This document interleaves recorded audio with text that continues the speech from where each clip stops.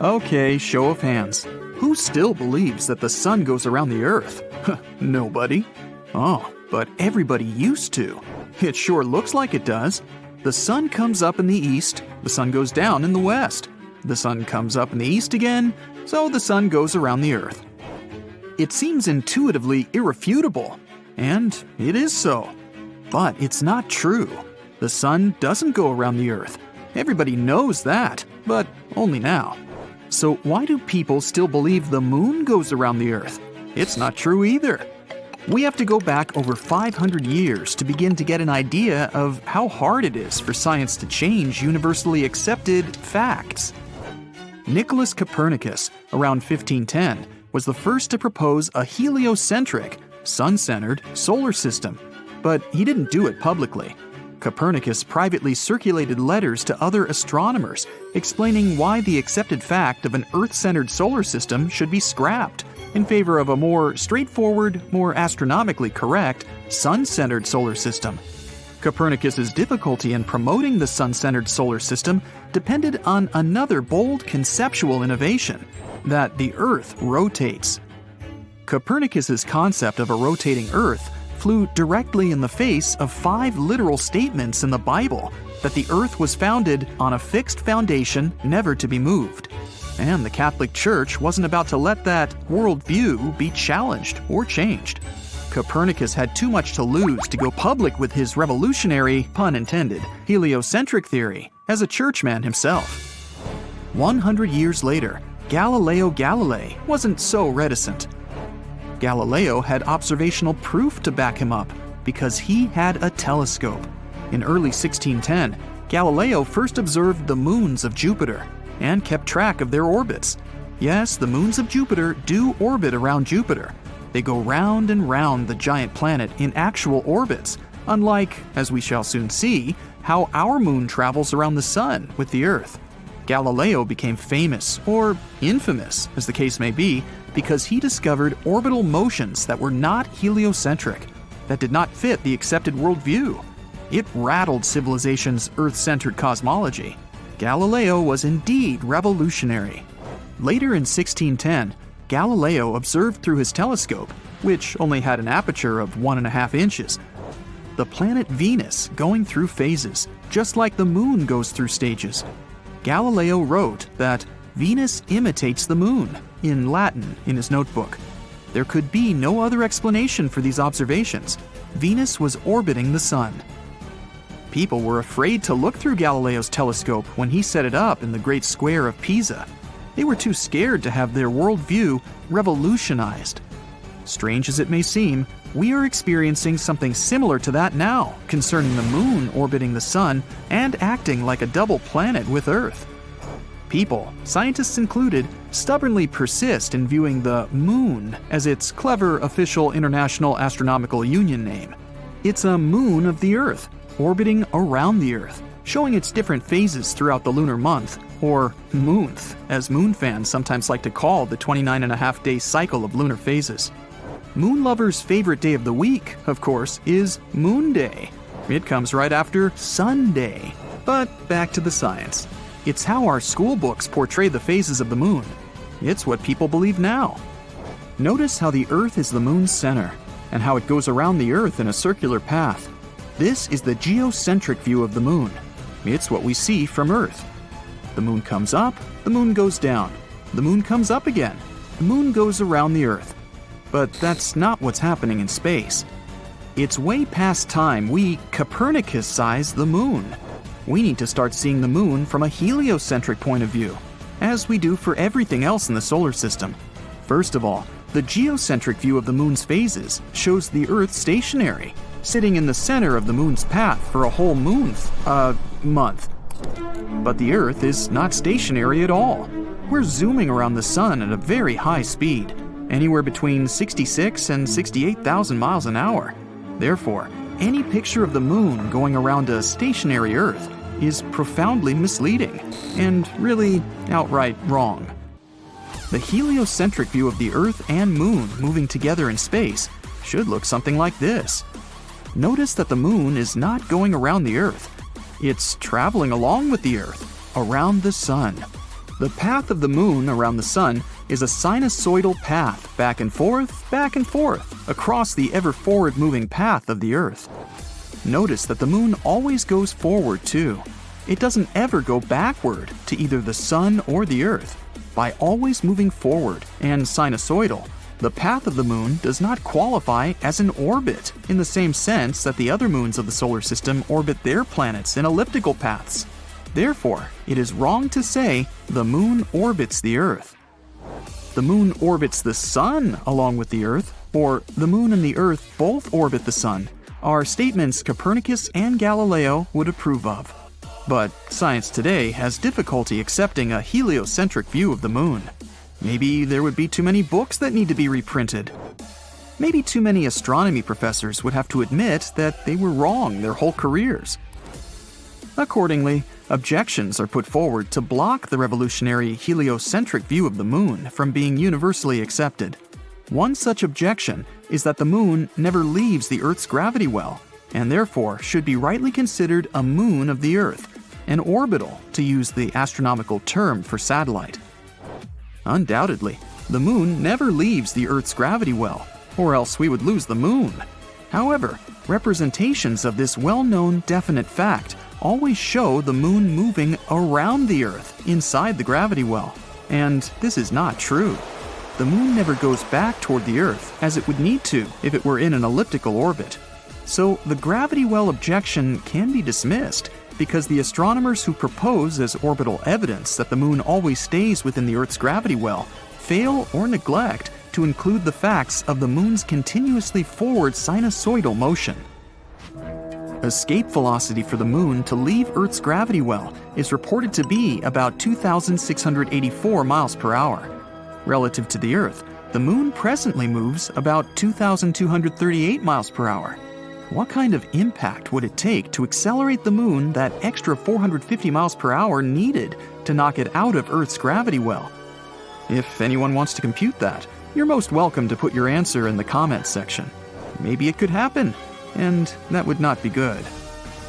There's another objection to looking at the moon from a heliocentric point of view, and that involves the barycenter of the Earth-Moon system.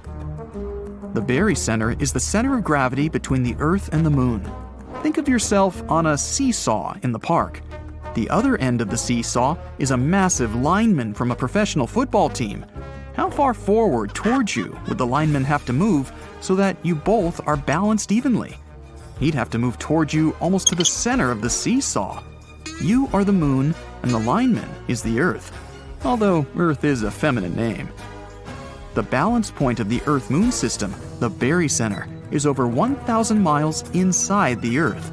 It is this balance point, astronomers dutifully point out, that is orbiting the Sun. It is a heliocentric point of view. Copernicus and Galileo would approve. However, these astronomers always seem to add the geocentric animation of the moon orbiting around the Earth, with the barycenter inside. In this way, they can keep the moon orbiting around the Earth. But it's somewhat dishonest to combine two different perspectives in one animation. You can't have your cake and eat it too. This leads us directly to the real sticking point that keeps us from believing that the moon is orbiting the sun, the double planet conundrum. The International Astronomy Union refuses to consider the moon and Earth a double planet. They refuse to do so almost exclusively because the barycenter of the Earth-Moon system is inside the Earth. It's tough to buck City Hall, as the saying goes. You'll recall that IAU, or UAI if you use the French designation, demoted Pluto to dwarf planet status, and they still haven't reversed that decision, despite seemingly ample evidence that Pluto is the 9th planet. Perhaps we should reflect on what it means to be an Earthling. To be an Earthling implies that we know ourselves to be space-borne people orbiting a yellowish star near the outskirts of a spiral galaxy. We, meaning all the peoples of Earth, live in space and are absolute creatures from space. Above us is the moon, Earth's companion. We're making a big mistake by referencing the moon according to our geocentric parameters. Our conceptual expansion into space is inhibited by an incorrect, outdated, earthbound view of the moon. The universe doesn't revolve around us, and neither does the moon. August 23, 2023, a day when India's Chandrayaan-3 spacecraft made history by becoming the first to touch down on the lunar South Pole, a place we can't normally see from Earth. What makes this lunar hideaway so fascinating to scientists? Well, it turns out it's hiding something precious: lunar ice. This place is believed to be more abundant with this ice than what we found up north. And it's not hard to see why scientists are so buzzed up about it. It's a frozen water source, and it could become our key to building a permanent lunar home, or even fueling missions all the way to Mars. Scientists knew about this ice for over 2 decades, since the NASA spacecraft accidentally stumbled upon it during one of the missions. Then in 2018, NASA triumphantly declared that they're 100% sure about it. They said that the south pole of the moon is abundant with water. Now picture this. Future lunar settlers could tap into this water supply. It could help us sustain life in the barren lunar landscape. Plus, by cleverly splitting the water into oxygen and hydrogen, we could receive both air and rocket fuel. All this will make moon missions more feasible and self-sustaining. It's also a great glimpse into the past. This ice, maybe as old as the moon itself, could unlock the moon's and Earth's deep mysteries. But it turns out that water isn't rare in space at all. There might be lots of planets out there where life could thrive. We know this because we started finding water vapor around stars, and this water is remarkably similar to the water in our own solar system. This discovery suggests that the water on Earth originally came from space. Water forms around stars in the cloud of extremely hot vapor. Then it turns into ice and sticks to tiny dust particles. These particles stick together over time and become bigger objects, like comets, planets, and other things. Some of these become comets and planets in our own solar system. And this is how water is being spread across the universe, and it may be how it got to our planet and the moon too. Scientists think that the lunar ice might have journeyed here eons ago. Maybe it hitched a ride on water-rich asteroids that smacked into the moon's surface. All this has big implications for us. The southern pole is an ideal canvas for humanity to establish a real moon base. Imagine brick domes connected by secret underground tunnels. They'll be bustling with people busily operating computers. Some others will be cruising the lunar landscape in their jeeps or on their way to mine precious resources. We have some pretty cool ideas on how to build this. First, you probably imagine hauling hefty and water-draining shelters all the way from Earth. But maybe there's a more effective way. Think about our history as a civilization. Every time we ventured to a new place, we surveyed the surroundings for available resources and used them to survive and thrive. This is how we spread across our own planet. So why shouldn't we spread across the moon the same way? Now, you might wonder what resources the moon might offer. We know about the ice, and it can be turned into water. But we can clearly see that our planet lacks lush greenery and edible food. Well, it might not be obvious, but the moon does have something to offer: mineral resources and sunlight. Unlike Earth, where the sun rises and sets, the lunar poles offer quite a beautiful sight. The sun gracefully orbits the horizon the entire day, which means it can provide an almost uninterrupted source of power. Imagine living in a world bathed in perpetual sunlight. I'm sure the solar panels will love it. Me? Not so much. Still, we could use not only the sun's light, but also its heat. Honestly, we should just use everything. If we're left with spare metal while producing oxygen, find a purpose for that metal too. We need to treat the environment responsibly, not only on Earth, but on the moon as well. Which is why scientists are learning how to turn the moon's most abundant resources, regolith, into sturdy bricks. They've been quite inventive in figuring out how to create moon bricks. Scientists want to use the sun's heat to melt lunar dust, layer by layer, essentially creating a 3D printer for moon dust. Engineers have also cooked up bricks using solar ovens and zapped lunar soil with microwaves. They become quite adept at it. So yeah, Perhaps we're going to establish a little brick factory on the moon and build regolith houses. It's like Minecraft in real life. As soon as you find some cool new material, you gotta build a tiny house with it. If successful, these bricks could be used to construct entire buildings, potentially covering inflatable modules or giving new life to abandoned landers. So, will astronauts need to become skilled bricklayers? Well, they won't do everything themselves. We'd have to create a small automated system involving robots working collaboratively. Humans will, of course, oversee the construction site. Despite all this automation, scientists believe that living on the moon is going to be, well, call it cozy. The designs may involve stacked living quarters or multi-purpose areas. However, there would be some challenges too. On the moon, things get extreme.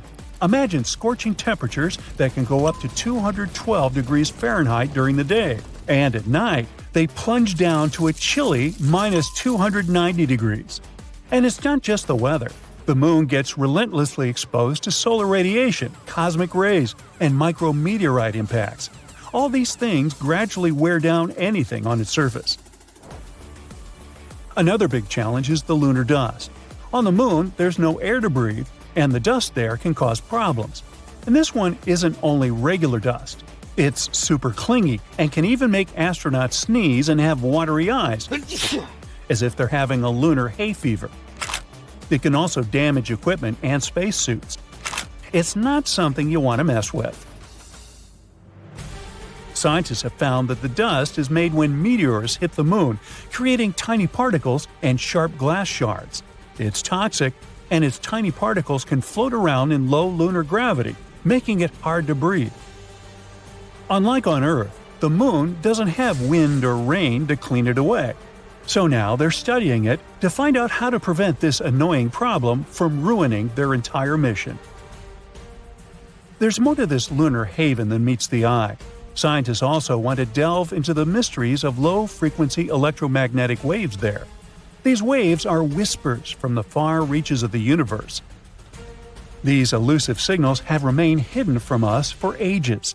We only caught some cacophony of radio and other background noise, but that's it. On the moon's dark side, however, we can finally record and study them.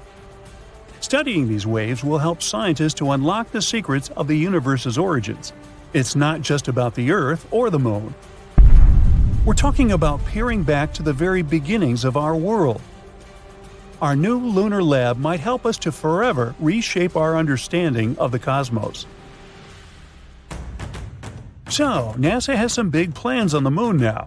Their Artemis mission completed a successful return to Earth in December 2022 after nearly a month in space. It ventured far beyond the moon. This mission proved the capabilities of some of our recent technological developments that will help us explore Mars. The goal of Artemis is to establish a lasting presence on the moon. They want to create a gateway, like a space station in orbit around the satellite, to help with the landings. Artemis 2 is set to carry astronauts to lunar orbit in 2024, and during Artemis 3, which should take place in the mid-2020s, 2 astronauts will touch down near the moon's south pole. It's quite possible that the lunar base will be built within the next couple of decades. So, stay tuned. Now look at this fancy granite kitchen countertop. This one can also be available on the moon. I mean, there's no production whatsoever as of now, but there's enough raw materials for the kitchen of your dreams. And by the way, granite on the moon can even prove this dark horse had plenty of water at some point. So it all started when scientists found this weird blob of heat on the far side of the moon. It's all because of a massive chunk of granite that's buried underground. Apparently, granite is pretty rare outside of Earth, so this is a big deal. According to the researchers, there's this old volcano on the moon that hasn't erupted in like 3.5 billion years. But it turns out it's still giving off some serious radiation.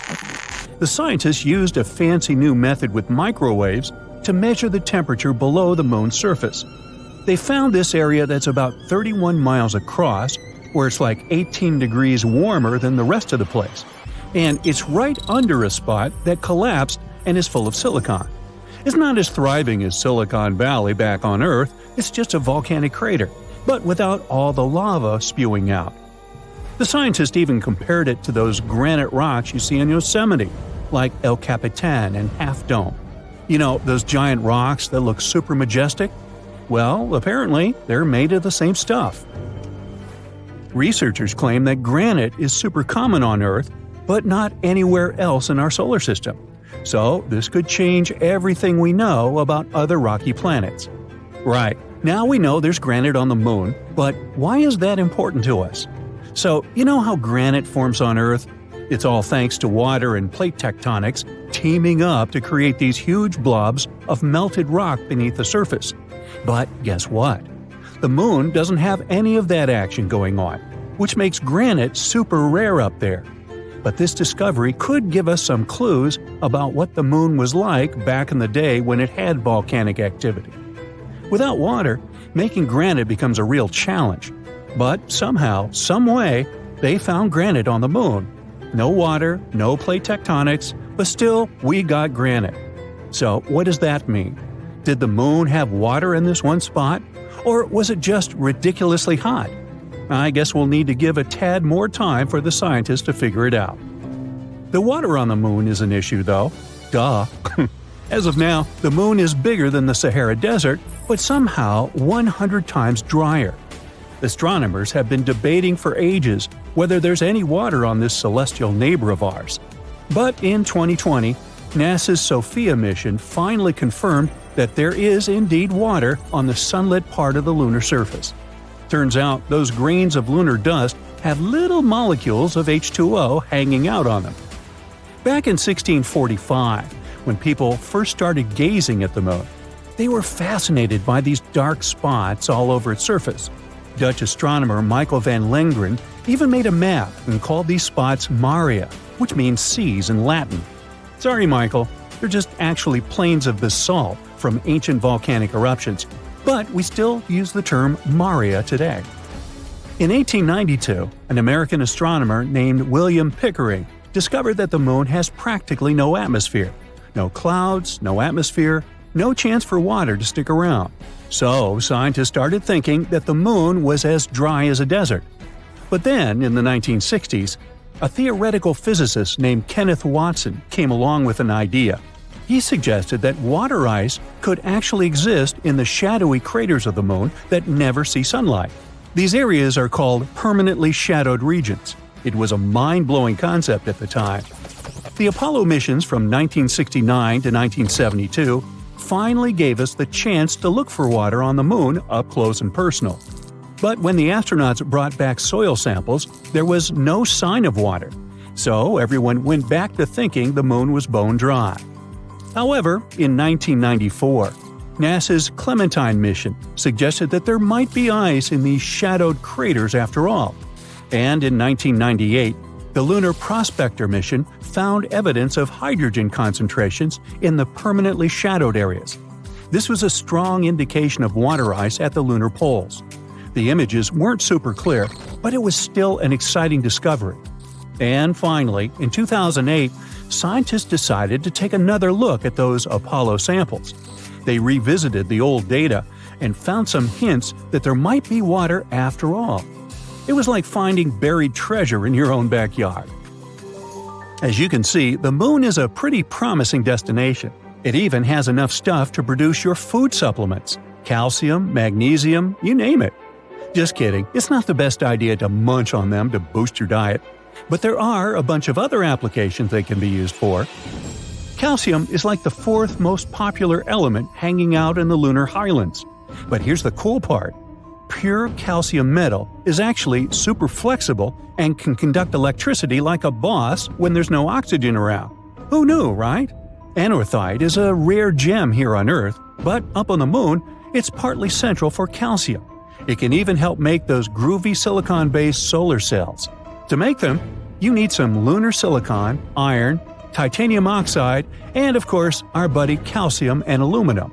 It's like a recipe for solar success up there in space. The Moon even has precious metals like gold. In 2009, NASA was on a lunar mission and they found some gold in the lunar soil. They had a spacecraft right behind the rocket, equipped with a fancy spectrometer. Its job was to study all the debris that got released when the rocket crashed. And they found all sorts of chemicals, like carbon monoxide, carbon dioxide, ammonia, sodium, hydrogen, and even a little bit of mercury, gold, and silver. Hey, vampires beware.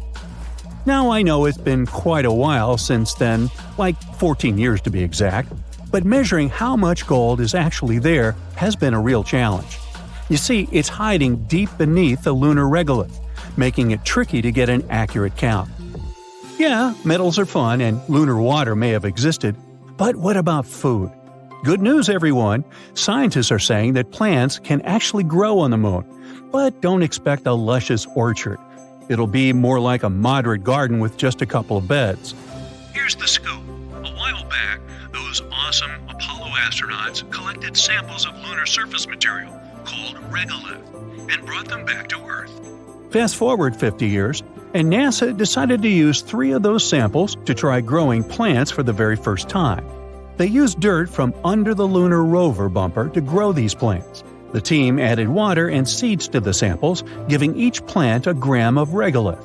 Then they placed them in a clean room and added nutrient solutions every day. And they succeeded. During that challenge, the brilliant minds dealt with small plants like mustard greens in the nutrient-poor lunar soil. Yeah, we'll have to export olive oil from Earth to dress it. So, plants can indeed grow in the moon's soil. However, they won't be as strong and healthy as the ones grown on good old Earth soil, or even the ones in the control group grown in a lunar simulant made of volcanic ash. But hey, it's just a start. We're still to find out if our dear moon is hiding more treasures. It's been decades since the last manned moon landing, Apollo 17, which happened in December 1972. Isn't it time we thought about going back to our dusty satellite, and maybe even staying there? NASA has made a promise on this subject. They're preparing to send astronauts on the moon again, perhaps by 2025. This will all happen through a program called Artemis. It's also going to include the first woman ever to experience the lunar surface.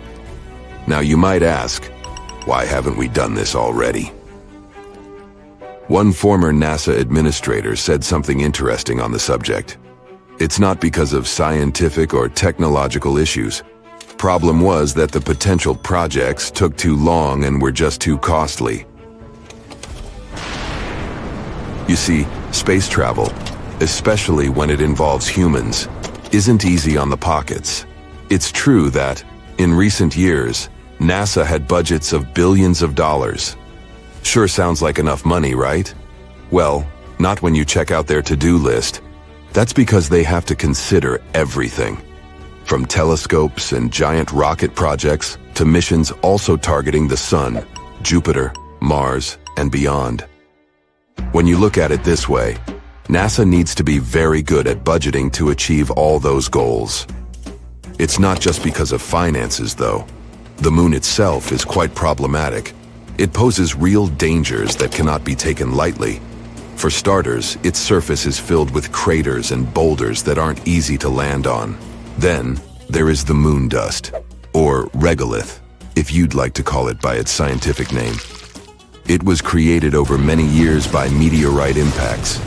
It's extremely harsh and sticks to everything. It can potentially damage spacesuits, vehicles, and systems quite quickly. Also, dealing with the lunar habitat isn't a walk in the park either. The moon has no protective atmosphere. What this means is that for 14 days at a time, the lunar surface is faced with harsh rays from the sun. That period is followed by another 2 weeks of total darkness.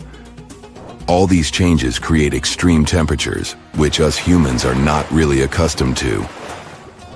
There are solutions, don't worry. NASA is working on dust and sun-resistant spacesuits and vehicles. They're even developing a system that might supply electricity during those lunar nights. What's even more interesting about this system is it could come in handy on Mars too, once we get there. NASA also needs to draw in really smart people for its projects. Think about it. The average age of the people working for the mission control for Apollo 13 was just 26 years old. And these people had already been part of numerous missions by that time, which means they'd had considerable experience from a very young age. But here's where other individuals can help too. In recent years, it wasn't just NASA who's been working tirelessly to revolutionize space travel.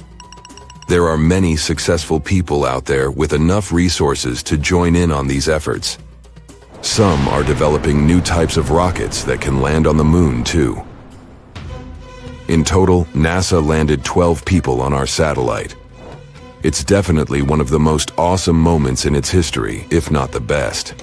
And those astronauts did amazing things up there. They brought back rocks, took snapshots, did science experiments, and even left flags behind. These were all important moments of the Apollo missions, but they weren't meant to create a safe place for humans on the moon. Scientists have had this idea of a lunar space station for a long time now. It's only logical. After all, it's just a 3-day trip from Earth. It means we can, technically, afford to make little mistakes here and there, without messing up the whole project. Plus, we'd learn so much before venturing even further into space. A moon base could provide fuel for deep space missions. We could also build telescopes up there and launch them way easier in space. It could also help us in another important project: figure out how to make Mars habitable too. Not to mention, a lunar space station would help us learn more about the moon's origin. Who knows, it could even bring in some money because of all that fun, exciting lunar tourism. Either way, the Apollo moon program took a lot of work. For starters, let's look at the sheer number of people involved. Around 400,000, from every corner of the states. Not everything was picture perfect, tough. There were two main unfortunate events. Firstly, a fire mishap at the launch pad of Apollo 1. Secondly, an oxygen tank decided to throw a tantrum on Apollo 13, causing severe issues mid-mission. An important part of the project was Saturn V. It is to this day the most powerful rocket flown successfully, being 36 stories high. Still finding it hard to picture? This rocket stood twice as tall as Niagara Falls. Thanks to Saturn V, NASA successfully completed 13 missions. This included chauffeuring 24 astronauts towards the moon, with half of them even having a little walk on its surface. The existing rockets and space shuttles can't go beyond low Earth orbit. In simpler terms, they can't reach the moon with all the gadgets astronauts need to thrive. Current space vehicles are just not capable of carrying that load, at least not since the Apollo missions happened. Regardless, we did make a lot of progress on Earth and are ready to send astronauts to our satellite pretty soon. Here's where the Artemis project comes in. It's a program overseen by NASA. And to make sure it all goes well, NASA previously launched Orion, a spacecraft with no crew on board to orbit the moon and return to Earth. Think of it as an automated test drive. Before we actually send people out there again, we need to make sure all the devices work properly. One day, Orion will be the vehicle that will take astronauts to the moon again. It features a launch abort system to keep astronauts safe in case something bad happens during launch. It also has a service module, which is the powerhouse that fuels and propels Orion and keeps astronauts alive with water, oxygen, power, and temperature control. All these future projects make one wonder, what will life on the moon be like anyway? We can only use our imagination for now. Some say we'll be living in homes straight out of a fairy tale, something like a cozy hobbit hole. Living underground on the moon might be a must. That's due to the scorching temperatures and the lack of oxygen. If you add meteorite threats and the non-stop radiation, it's no wonder we can't just walk on its surface. What about transportation? Big and small companies alike are trying to create the ideal moon ride. If current estimations are current, one type of moon taxi will take off as soon as 2024. Unlike our current rockets, these space taxis won't have to deal with the harsh conditions of re-entering Earth's atmosphere. It will be easier for them to make multiple round trips. To support our lunar living, we'll need to have a special area for space taxis to safely take off and land. Think of it as a landing pad on a firm, flat stretch of moon surface, protected by walls to shield against moon dust. Moving around on the moon's surface will be made easier too. The next generation vehicles we're talking about will have their own controlled environment, which means you won't need a spacesuit while inside. Should feel like stepping out of your space ride for a bit. Then of course, you'll need to put on your spacesuit. All right. So we've got our homes and our rides sorted. But what about fuel? That's where the moon throws us a lifeline. The moon's lighter gravity means we don't need as much power to escape its pull. Plus, the moon has ice, and that's super handy. We might be able to convert this ice into rocket fuel. We'll need dedicated space gadgets to help gather this ice. One such tool is called Trident. It's like a drill, perfect for digging into the icy moon surface. Additional robotic helpers would then turn this ice into fuel and deliver it to a space gas station. If this works, rockets on their way to Mars could stop by for a quick fuel top-up before continuing their journey.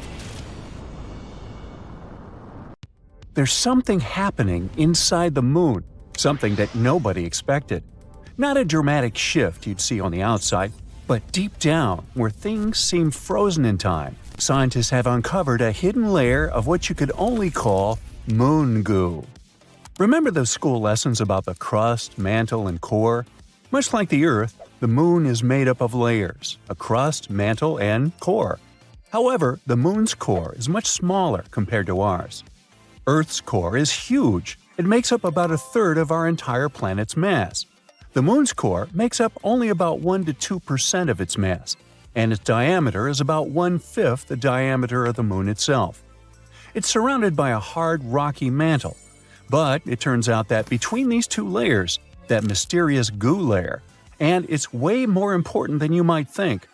The layer is soft and partially molten, ebbing and flowing like the tides in our oceans. It rises and falls, stretching and shifting as if it were alive. Its movement isn't chaotic, but subtle and regular. We always knew that the moon influences our seas and oceans, causing tides with its gravity. But it turns out that we influence it back. The goo ocean reacts to the gravitational dance between Earth and the Sun. Also, the molten layer could be made of ilmenite, a very intriguing material. Ilmenite is rich in titanium, a strong and lightweight metal that we really love over here on Earth. Titanium is used in everything from airplane parts and spacecraft to medical devices, even in everyday items like bikes and laptops, all because it's incredibly strong and very resistant to corrosion and heat. So, if the moon might have a molten layer rich in ilmenite, that would be awesome. Astronomers are already planning for lunar bases, and if we had a material to build structures, spacecraft, or even tools for astronauts right there, that would be a game changer. Otherwise, we'd need to transport materials from Earth, which is extremely costly. This is our first tangible sign that the moon is not just a cold, boring rock. Instead, it's dynamic, living, and breathing, with moving forces beneath the surface. NASA used new special tools to discover this: the Gravity Recovery and Interior Laboratory and the Lunar Reconnaissance Orbiter. These are both space missions designed to study the moon, but they don't just look at the surface like a telescope. Instead, they help measure things we can't see with our eyes, like the moon's gravity and how it changes over time. Grail sent 2 small spacecraft around the moon named Ebb and Flow. Clever. The idea was for these spacecraft to fly close to each other and measure tiny differences in the moon's gravity as they go. It's like they were feeling the moon's invisible pull in different places. If the moon's gravity was stronger in one spot, the spacecraft moved closer together, and if it was weaker, they moved farther apart. This helps scientists understand what's going on inside the moon, even if they can't actually go there. And the spacecraft intentionally crashed into the moon in December 2012 to end the mission. The Lunar Reconnaissance Orbiter is a bit different. It takes super detailed pictures of the moon and collects other important information about its surface. By combining the information from both GRAIL and LRO, we were able to find this goo layer. But this discovery actually challenges everything we thought we knew about lunar geology. How did this molten layer get there? How long has it existed? And perhaps more fascinating, how it stayed warm for millions of years. That's some million-dollar questions. The moon's core generates heat just like ours. But it's not as easy as saying, oh, the core's heat probably keeps it warm and molten. Well, first, the moon's core is much smaller and less active than Earth's, meaning it produces significantly less heat. Plus, the moon is much cooler than Earth in general. With temperature dropping to minus 200 degrees Fahrenheit on the surface, how could this inner layer still stay in this flowing state? That's still a mystery. In any case, this goo could actually explain a lot of stuff about the moon. For example, astronomers were exploring moonquakes and how they happen. Now they think that it might be this semi-molten layer shifting and moving beneath the surface. Now, beyond the moon itself, it also tells us more about other celestial bodies. If the moon, something we considered basically a huge static rock, has such a dramatic life, what about other planets, moons, or asteroids? Could they also hide similar hidden movements beneath their surfaces? We can even understand our own planet better, learn more about how tides and similar stuff works. There are so many great discoveries we've been making on the moon. Recently, we found some awesome stuff beneath the surface, massive caves hidden for millions of years. For over 50 years, scientists have suspected that the moon's surface is full of underground tunnels and caves. These are known as lava tubes because they were formed by lava. Duh! Millions of years ago, the moon was pretty unstable. It underwent some volcanic activity, causing eruptions. When a volcano erupts, lava can flow across the surface. As the outer layer of the lava cools and hardens, it forms a solid roof of dark material. It's actually what these famous dark spots on the moon are. These are dark, hardened remains of ancient lava. But the hot, molten lava continues to flow through the center. Once the eruption ends and the lava drains away, what's left behind is an empty hollow tunnel, hence a lava tube. On Earth, we have lava tubes in places like Hawaii or Iceland, where volcanic activity has created similar underground tunnels. The same thing happened on the Moon billions of years ago, although they're much crazier compared to ours. In fact, lunar lava tubes are now thought to be some of the largest and longest in the entire solar system. One such cave was discovered beneath the famous Mare Tranquillitatis, the place where Apollo 11 first landed, and it's at least 340 feet deep. Now, all these lava systems have remained hidden just beneath the surface, untouched for millions of years. Only now, they finally managed to prove their existence. Scientists from the University of Trento in Italy found them using special radar technology and advanced computer methods. These techniques let you see underground by sending radar waves. The waves bounce back and give clues about what's hidden underneath. By analyzing the way these waves reflected back, the researchers could detect the shape and size of the hidden caves. Now, the best thing about this discovery is that we could build all our bases there. These caves protect from radiation, harsh winds, and meteoroids. NASA even found evidence that some of these caves stay at a steady 63 degrees Fahrenheit. That's some crazy coziness for the moon. And on top of that, there could even be some water there. So humans could take shelter inside these natural tunnels and build entire colonies on the moon. And I know what you're thinking. Could unexpected lunar monsters hide deep in those caves? Well, sure. There's a huge potential for exploring these caves and finding some awesome stuff. But even if we manage to find a miracle, like small life or microbial organisms, there's a 99% chance that there won't be actual animals or monsters. It would just be impossible for them to develop in such conditions. But it would make a great horror movie. Researchers want to send robots or drones to explore the tunnels first, and then see if they're safe enough for humans. And it's not just the US getting in on the action. China is also investigating the possibility of using these moon caves as a future base, showing that the race to explore and settle the moon is heating up. Soon we might start constructing loads of stuff on the moon. All because India's moon mission has recently detected sulfur near the moon's south pole. This chemical element can come in extremely handy for creating infrastructure on our satellite. It's the first time this chemical element has been discovered on Earth's natural satellite. This sought-after element is mostly found near Earth's volcanoes. Its appearance on the moon speaks volumes about the satellite's volcanic history and its past atmospheric conditions. The mission's rover detected this chemical element less than a week after touching down around 70 degrees from the moon's south pole on the 23rd of August, 2023. This historic landing on the lunar surface made India the fourth country to safely land a mission on the moon. It's also the first spacecraft to touch down so close to the south pole of our satellite. It's an area of strategic importance because it's believed to be home to deposits of water ice. If it turns out to be true, future missions might be able to harvest it and turn this water ice into drinking water or even rocket fuel.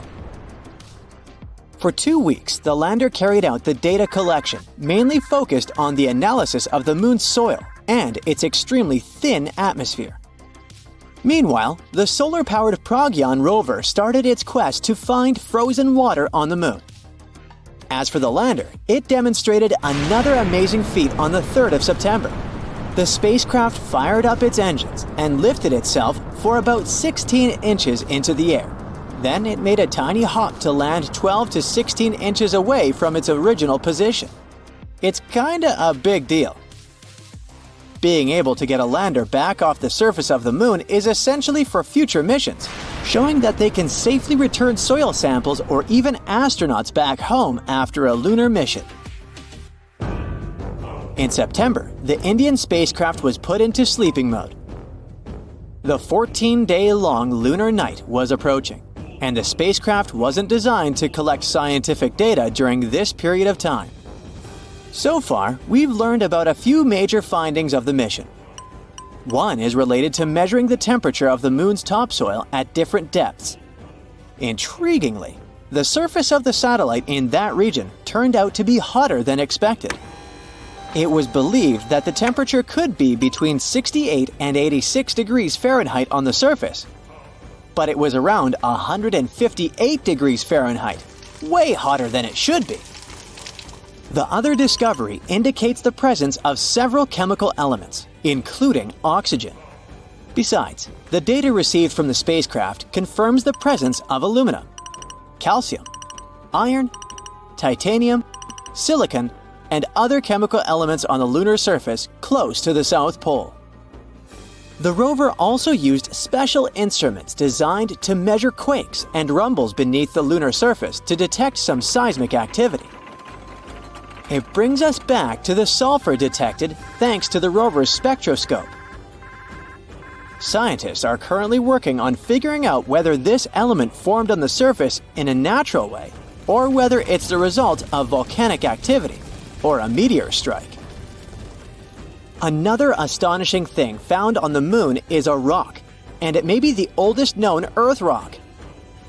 A 0.7-inch wide chip included in a large rock collection brought to our planet by Apollo astronauts might actually be a 4-billion-year-old fragment of Earth.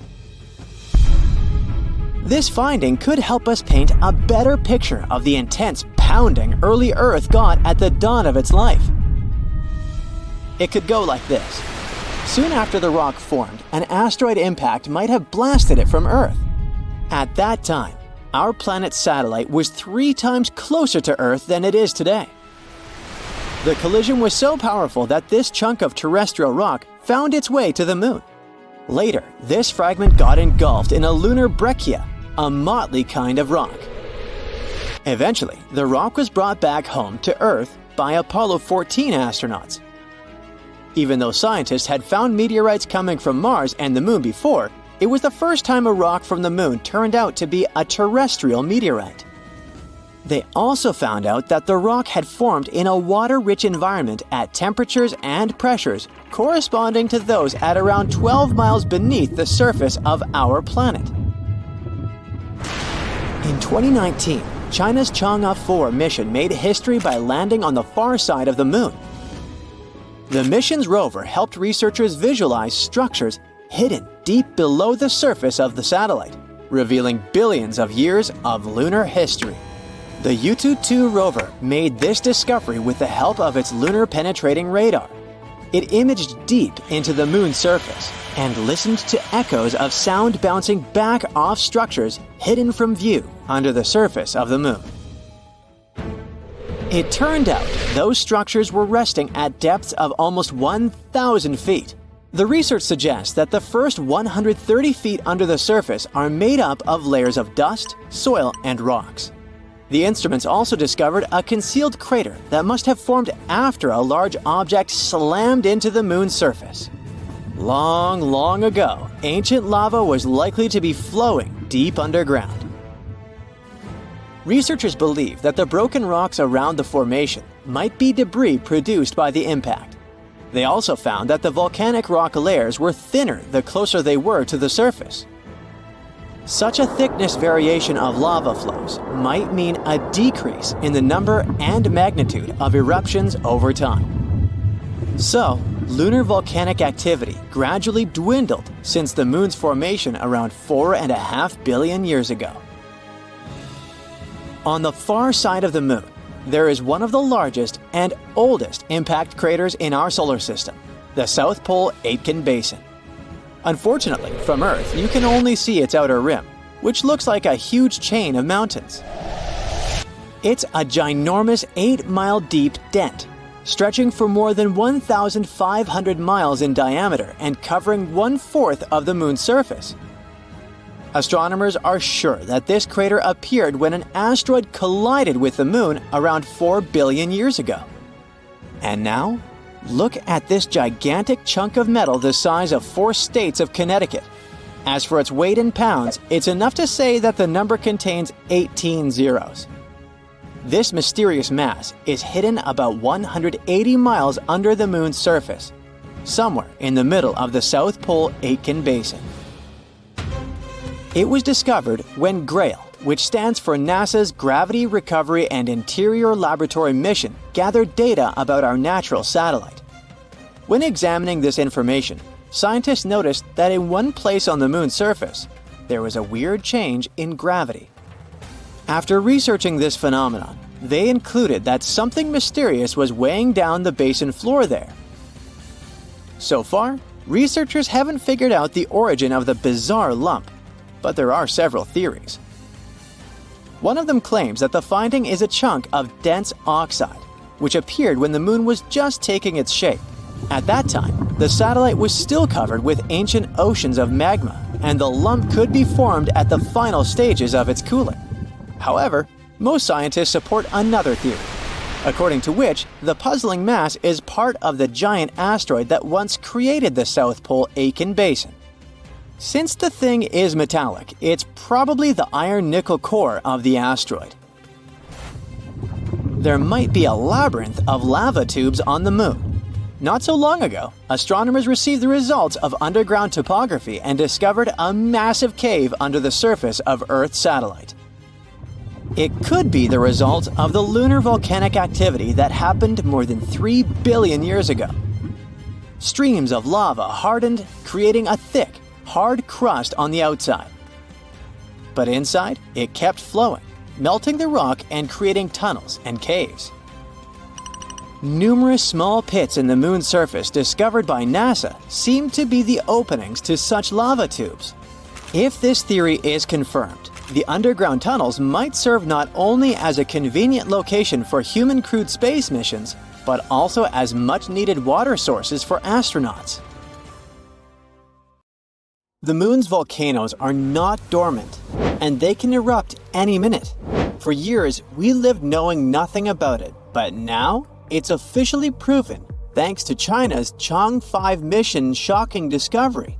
The lunar soil samples it brought back to Earth contained something absolutely unexpected, hinting that volcanic eruptions may have occurred on the moon as recently as 123 million years ago. Geologically, that's practically yesterday. But the big question is, are we safe down here on Earth?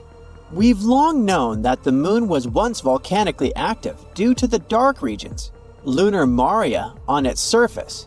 These maria, the dark plains that give the moon its characteristic markings, are ancient lava flows that date back to around 3 to 3.8 billion years ago.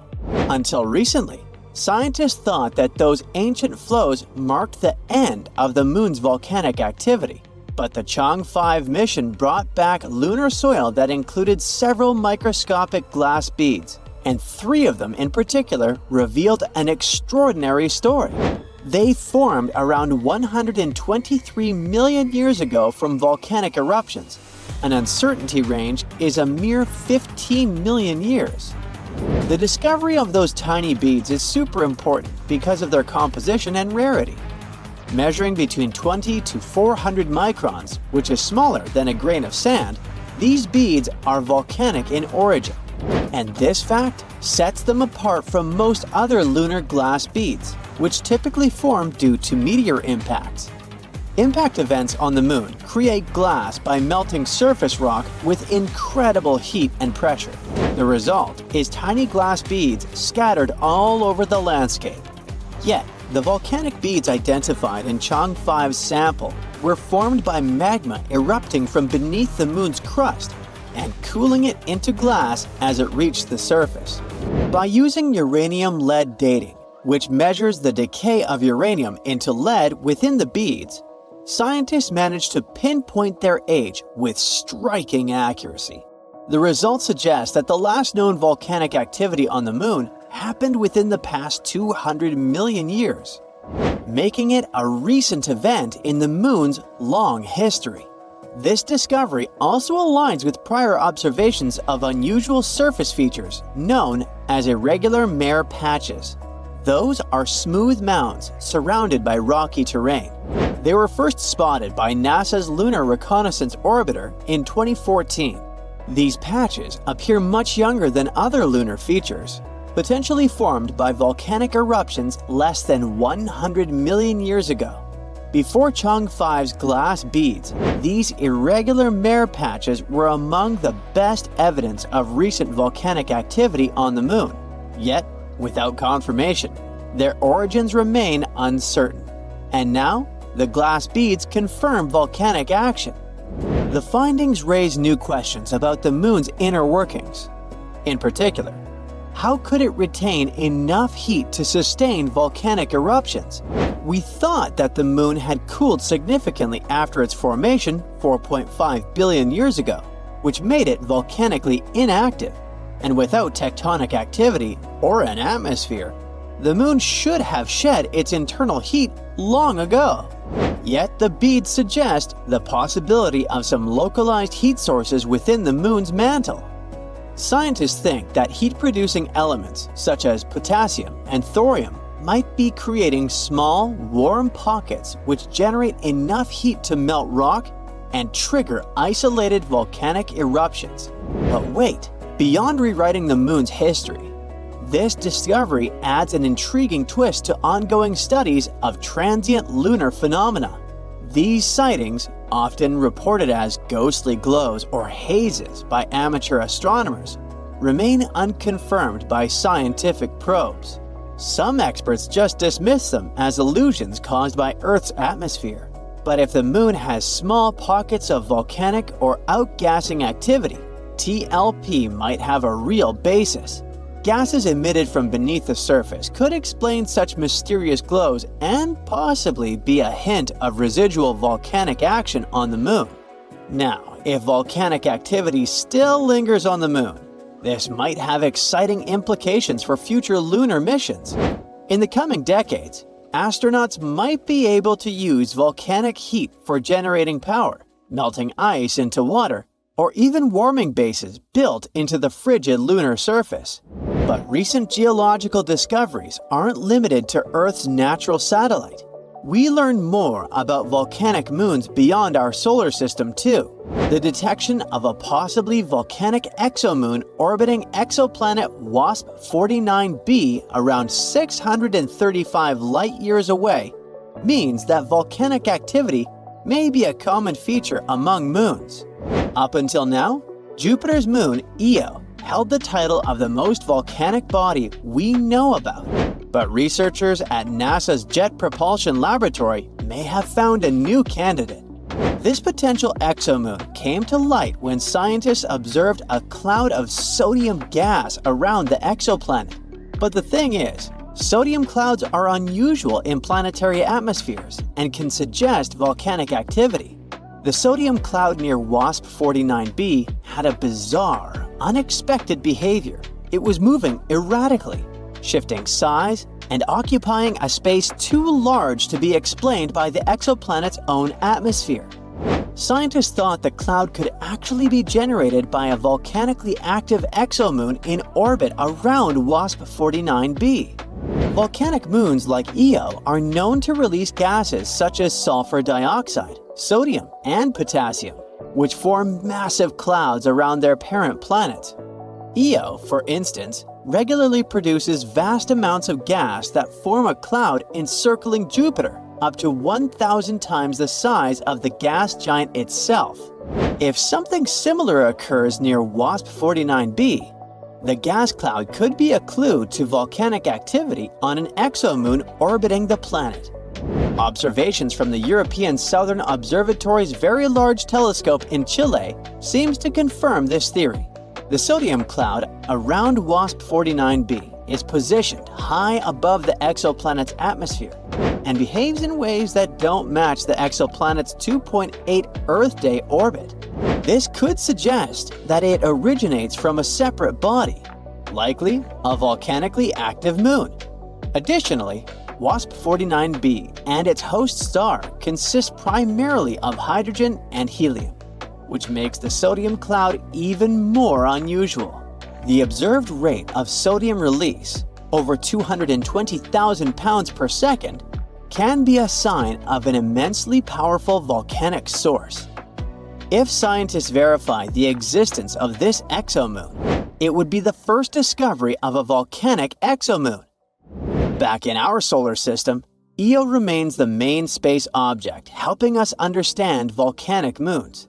Recently, NASA's Juno spacecraft provided some of the closest images of Io since the Galileo mission over 25 years ago. Io's intense volcanic activity is caused by tidal heating, the result of the gravitational pull of Jupiter and nearby moons, like Europa. This tug-of-war generates immense friction within Io, producing heat that fuels continuous volcanic eruptions. One of Juno's most exciting recent findings was a new volcano that appeared just south of Io's equator. Juno's images show a large, complex volcanic region, approximately 111 by 111 miles in size. The craziest thing? It wasn't there when Galileo imaged the same spot in 1997. This new volcano formed near the previously known volcano, Canahekale.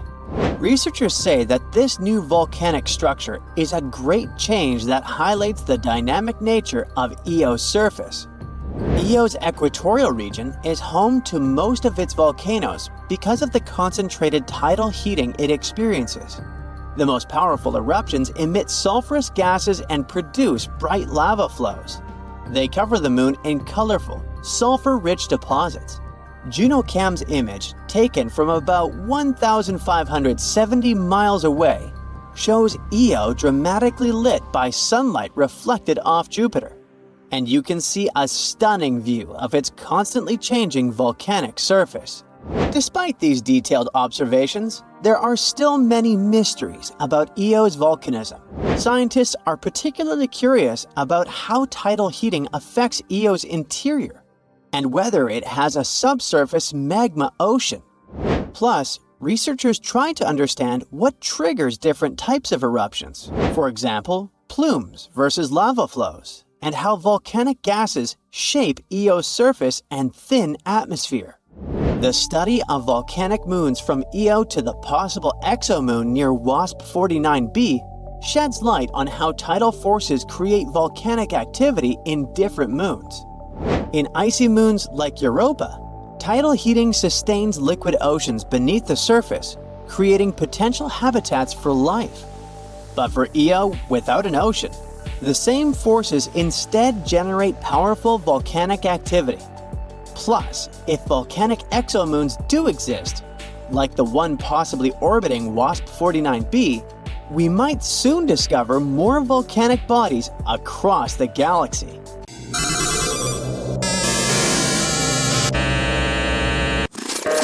About a century ago, people envisioned the 21st century as a time filled with quirky inventions. They weren't far off the mark. We're now one step closer to establishing an actual settlement on the moon. Before we can create a new home up, we need to find a way to stay connected, beyond just transportation and shipping. Being able to send a simple text, even something as casual as, "Hey, how are you?" is essential. We can't move to the moon if we're cut off from Earth. Let me spill some tea. A lunar 4G network is currently being developed. The company leading this initiative is none other than Nokia's Bell Labs. The company, bought by the world-famous Finnish company that started out as a paper mill in the 19th century and later ventured into the cell phone industry, creating iconic devices long before Apple launched its first phone. Once the network is completed, it will be loaded onto a lander, deployed, and connected using specialized radio equipment. But don't think this is just a fun experiment. It has significant purposes. The Lunar Outpost rover, one of the vehicles involved in this mission, will thoroughly explore an area known as the Shackleton Connecting Ridge. Another rover, the Micronova, will investigate a lunar crater in search of ice. When they discover ice and capture images, this information will be first transmitted to the lander and then relayed to Earth, an unprecedented achievement in history. Moreover, the importance of a reliable phone connection cannot be overstated. Currently, astronauts communicate via radio. But NASA aims to establish a lunar communication system capable of supporting high-resolution video. Effective communication during space missions is as crucial as food and water, and with this new lunar 4G technology, video calls on the moon could soon become a reality. Plus, thanks to lunar 4G, we'll be able to track how the endangered species sent to the moon are doing. Oh, sorry, I completely forgot to mention something important. As more species edge closer to extinction today, scientists are collecting samples from animals, plants, and other organisms to store in biorepositories around the globe.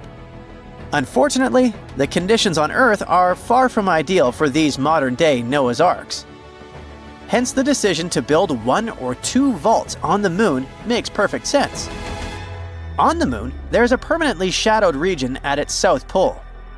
It may seem like a fortunate coincidence, but some lunar craters may meet the criterion of temperature, -320 degrees Fahrenheit, which is precisely what we need for long-term self-storage. Initially, the plan was to construct the vault in lava tubes that run beneath the moon's surface, but that would have posed significant risks.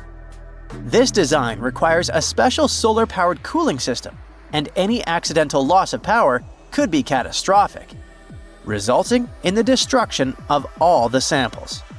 However, if we built it in a forever frozen shadowed area, the vault wouldn't need any energy or human maintenance. Bingo! It sounds almost too good to be true, and indeed there are several complications. For instance, dust is an omnipresent issue on the moon, infiltrating everything. If the storage requires seals, a dust mitigation system must be developed, which has not yet been created. So for now, it remains a theoretical concept rather than a practical solution. 40, 50 feet, why don't you turn around and let them get a view from there and I know you want to learn about real things, not just concepts. Here's something real for you. The moon is full of human waste, carefully packed into bags. According to estimates, there are around 96 of these bags you'd probably prefer to never open. But you never know what exactly is hidden inside. It could be any product of the human body out there. So, if we ever make it to the moon and you accidentally stumble upon a mysterious bag, my advice is to resist the urge to open it. Instead, you can hand it over to scientists. They say they're eager to get their hands on them. Humans are incredible, in a rather unfortunate way. We haven't even established a proper settlement on the moon yet, but there's already around 200 tons of junk scattered about. It piles up there as if it were a teenager's room rather than a celestial body. Alongside those rather unappealing human waste bags, you'll also find cameras, drills, towels, brushes, rakes, a multitude of other technical items, and surprisingly, a falcon's feather. I'll explain that in a moment. At the end of Apollo 15's final moonwalk, David Scott pulled out a falcon's feather and a hammer to demonstrate Galileo's theory that in the absence of air resistance, different objects fall at the same rate. Amidst all that junk, there's an actual piece of art, so we could say that the moon, if it doesn't have the very first art museum, at least boasts a small exhibition. The crew of Apollo 15 took a 3.5-inch tall aluminum figure to the moon. Created by a Belgian artist, it's called the Fallen Astronaut, and it was laid on its side with a plaque listing the names of astronauts and cosmonauts who contributed to exploration. But the list of odd objects on the moon doesn't end there. If you ever find yourself in need of cash, you can find it on the moon, since a stack of $2 bills was simply forgotten there. Yep, a lot of material has been collected since 1969, when humans first stepped on the moon. It's one small step for man, one giant leap for mankind. Our natural satellite was first seen in a telescope in 1609. But what about its true age? To understand that, we need to start with how the moon first formed. Back in the mid-80s, a conference in Hawaii brought together a bunch of scientists to figure out where the moon came from. They came up with a pretty cool idea. The moon probably formed with the stuff that our planet Earth donated. Picture this. A Mars-sized object crashed into the early Earth, flinging molten materials into space, which eventually came together to become the moon we see today. This theory clears up a lot of mysteries. For instance, it used to baffle folks why the moon has such a small iron core. The answer is simple. It formed from Earth's outer layer, which isn't rich in iron. And that pale crust of the moon? It's just minerals that floated to the top when the molten moon cooled down. At first, the moon was super close to Earth, but it's been slowly drifting away at about 2 inches a year, even while you're watching this video. Figuring out when this all went down, though, is a bit tricky. The Apollo astronauts brought back a bunch of moon rocks, which helped scientists estimate their ages. The oldest ones are around 4.35 billion years old, which is about 200 million years after the solar system kicked off. So, here's the thing. There's no exact date for when the moon formed, but there are several interesting theories. One idea is that the age of these rocks could mean the moon is around 4.35 billion years old. But some scientists who look at how planets form think that most of the material in the early solar system came together way before that 200 million year mark. They argue that a big impact that created the moon happening that late seems pretty unlikely, which means the moon could actually be older than 3.5 billion years. Another interesting thought is that the moon might have gone through some serious heating events as it moved away from Earth. This is similar to what happens on Io, one of Jupiter's super volcanic moons. The gravitational pull from a bigger body can stretch and compress a smaller one, generating heat, like when you squeeze a rubber ball. The rocks on both Io and the moon warm up this way. Rocks have radioactive elements that act like internal clocks, helping scientists figure out their ages. The catch is, if the moon heats up too much, it resets those clocks and only starts keeping time again once it cools down. So those rocks that are about 4.35 billion years old might not actually mark the moon's birthday. They could just indicate a time of tidal heating. This suggests, once again, that the moon had to have formed even earlier than that. Under your feet, the moon is pulsing. You feel danger with every pore of your body. The lifeless satellite, or so you thought, stays still for a second before knocking you down to the ground with a powerful tremor. Is it a moonquake? For years, scientists believed the moon was completely inactive, but the newest evidence seems to suggest that this idea is totally wrong. Researchers from the University of Maryland have recently discovered 266 mysterious ridges on the far side of the moon. And these ridges likely point to recent geological activity. So, are we really talking moonquakes? Well, kind of. The ridges are located in volcanic regions that formed 3.2 to 3.6 billion years ago, but they appear much younger than expected. Typically found in clusters of 10 to 40, they're often located in areas where the moon's surface is structurally weaker. Now, when astronomers speak about recent, don't take their words literally. They don't mean last year or even decade. Most models scientists created suggested that the moon's geological activity ended 2.5 to 3 billion years ago. But the new information hints at the possibility that these formations have been active within the last billion years.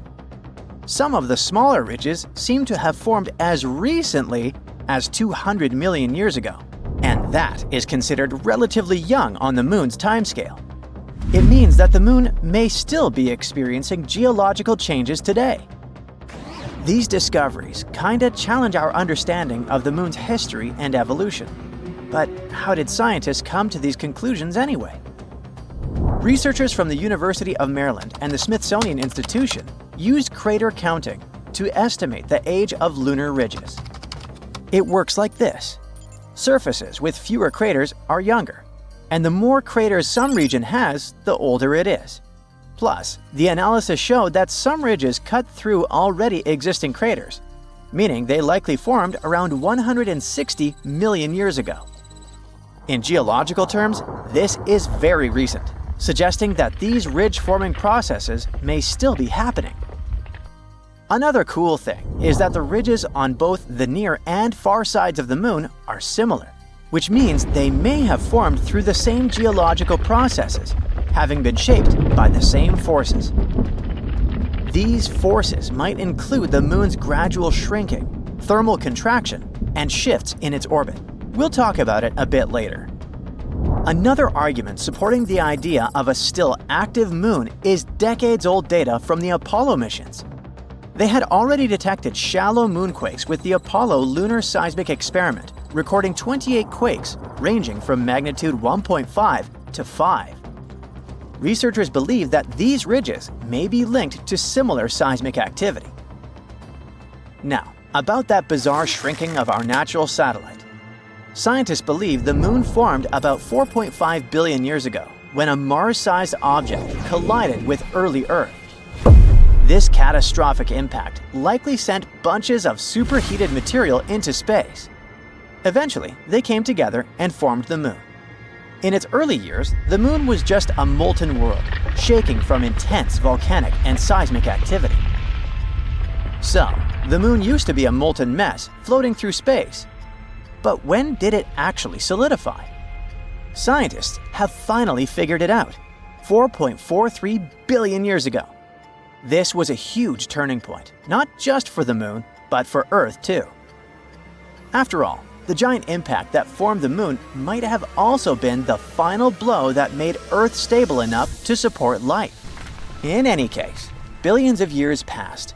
The moon gradually cooled and contracted. And now look at this modern-day rocky sphere illuminating our nights. But the moon isn't completely rigid yet. It still keeps cooling. And this slow cooling of its core might be one possible reason for the moon's continued activity. As it cools, the moon's interior contracts, which leads to cracks and shifts in the crust. One of the clearest signs of this contraction is found in the lunar maria. See these large, dark patches on the moon? Those are called maria. areas formed when lava filled ancient asteroid impact craters and then solidified. Then, over time, the cooling and contracting crust created these wrinkle ridges. Another factor of the ongoing geological activity could be the Moon's gravitational interactions with Earth. Such non-stop powerful interactions likely create surface stress and trigger tectonic movements. It's all good and exciting, but can this activity on the Moon actually affect humans? In a sense, it can. The Moon has long been seen as a stable place for future bases and resource extraction. But the discovery of this ongoing geological activity is pretty worrying. If the surface is still shifting, future settlements, infrastructure, and mining operations could face serious risks. That's why, at the moment, we need seismometers and ground-penetrating radars to better understand these movements. It will allow us to assess potential dangers before any long-term missions begin. By the way, there's another potential problem future lunar missions might have to deal with, and it's moon dust, aka regolith. Apollo astronauts quickly learned that this jagged, sticky dust gets everywhere and can damage suits, equipment, and even health. A new study from Texas A&M engineers found another problem. When rockets land or take off, they kick up regolith, which can become a collision hazard, especially with many spacecraft bringing crews and cargo to the Moon. Lunar regolith comes in all sizes, from tiny dust particles to large rocks. The main ingredient in moon dust is fine silicate materials, about 70 microns in size, like a human hair. They formed over billions of years as meteors and asteroids smashed into the Moon's surface, grinding much of it into powder. Unlike Earth, the Moon has almost no atmosphere. It's incredibly thin, so there's no wind or water to smooth out the dust. On top of that, constant exposure to solar wind has given the regolith an electrostatic charge, making it stick to anything it touches. Apollo astronauts quickly found this out the hard way. Moon dust clung to their suits, got trapped inside their landers, and stuck to everything. Worse, it became a health hazard, causing eye irritation and breathing problems inside their spacecraft. But at the moment, it seems like a problem for future us. A much more important issue is finding water to support future missions, and China is going to deal with it. It's getting ready for a big mission to look for hidden ice on the Moon. As part of the Chang'e 7 mission in 2026, a flying robot will explore deep craters at the Moon's south pole, where ice might be trapped. If they manage to confirm it, this could be a game changer for future lunar missions. Astronauts will have a water source and even fuel for space travel. The mission is a key step in China's plan to land astronauts on the Moon within 5 years. While signs of water have been found before, like in soil samples from Chang'e 5's probe and observations by NASA and Indian spacecraft, scientists believe that deep ice deposits are the real key to supporting future missions. The south pole of the Moon has some incredibly deep craters, and experts think ice could be hiding inside them. The flying robot will try to explore one or more of these craters after landing. If it does find the ice, it could make long-term Moon missions much cheaper and more practical, helping astronauts live and work on the Moon. Some scientists also think that this discovery could offer us some clues about extraterrestrial life.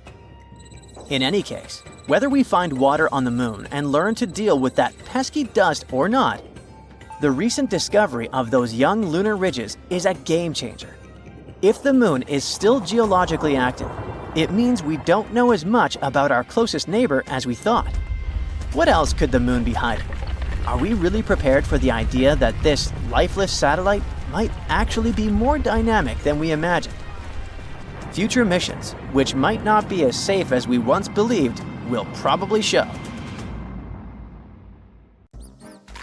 Okay, I officially give up on the hope that the Moon is made of cheese after all. Wow, not even Gouda. The shiny lunar ball, or a curved banana, or half of a coin, depending on what phase it's in, has different layers inside, just like Earth. One of these layers is called the inner core. About 20 years ago, scientists were observing how the moon rotates. Using that data, they concluded that it had a fluid outer core. But the inner core was hard to study, so they didn't know if it was solid like a rock or molten like a hot liquid. But things are clearer now.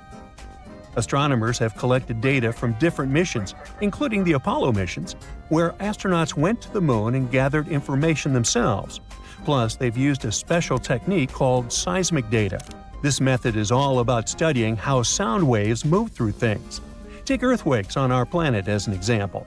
When an earthquake happens, it creates waves that travel through the ground. Scientists can detect and analyze these waves to learn more about Earth's interior. The same idea can apply to other objects in our solar system, or planets, or, in this case, the moon.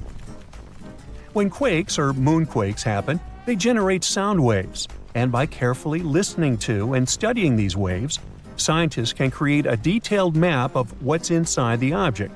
They can figure out things like different layers, what they're made of, and how they're arranged. To check the moon's deep interior, scientists also use something called laser ranging. This method measures the distance between the surface of the Earth and the moon very precisely. And ta-da! Our natural satellite's inner core is a dense, solid ball made of iron, just like Earth's. It's about 310 miles wide, which is nearly 15% the size of the entire moon. Researchers also have stumbled upon evidence that supports the theory that the layer between the moon's surface and its core, called the mantle, has been moving around as the moon evolved over time. This movement is something we call lunar mantle overturn, and it could explain why we find elements rich in iron on the lunar surface. Mantle material ends up being carried upward, and the volcanic rock remains in the moon's crust. Some of the materials in this rock were too dense, like me, so they just sank back through the lighter crust material all the way to the core mantle boundary. It's like a cycle where the moon's mantle material goes up during volcanic activity, carries iron-rich elements to the surface, and then sinks back down. There's another mystery scientists have been trying to solve.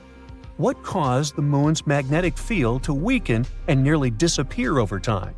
It seems that now that we know about the iron core and the global mantle overturn, we might get some more answers about the moon's magnetic field.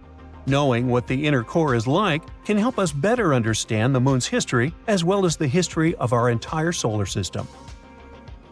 Now, one of the theories that's widely accepted about the origin of the moon says there was a massive collision between Earth in its early stages and another mysterious object in our solar system. It's called the Large Impact Theory, and this collision was so strong it ripped off a big chunk of the primitive molten Earth. I mean, not so big compared to what's left. If you put a US nickel next to a green pea, you get a good idea of how big our planet is compared to the moon. Now, this chunk was set into orbit around our planet, and this might have happened about 95 million years after our solar system formed. The object that collided with Earth could have been about 10% the mass of our home planet and roughly the size of Mars. Well, it makes sense. Earth and the Moon do have similar compositions after all. Of course, there are other ideas about how the Moon formed. One says that the gravitational force of our planet captured it. This means that the Moon was just an object innocently passing by when suddenly it got attracted and pulled into Earth's orbit. There's even a hypothesis that Earth stole the Moon from Venus. Ooh.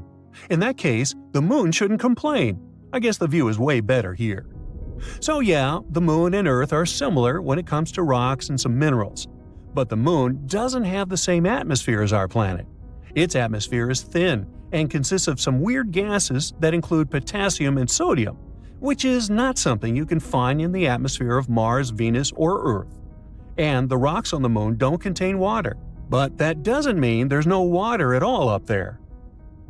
A long time ago, in the 17th century, astronomers saw large dark spots on the Moon's surface. One of these astronomers thought these spots looked like oceans, and he called them maria, which means seas in Latin. Other astronomers also made maps of the Moon, and they used the term maria to describe these dark spots. For example, Mare Tranquillitatis translates to Sea of Tranquility, where Apollo 11 made its touchdown. But it seems those dark spots are not actually oceans. They are plains made of hardened lava that erupted long ago. These volcanic eruptions left behind smooth flat areas called basalt plains. In the late 1800s, one sky watcher studied the moon and found it didn't have an atmosphere. Without an atmosphere, there are no clouds and no air to keep water from evaporating. So scientists thought that any water on the moon would just disappear right away. They believed the moon was totally dry. But then, in 1961, one physicist had a different idea. He pointed out there could be water on the moon in special areas called permanently shadowed regions.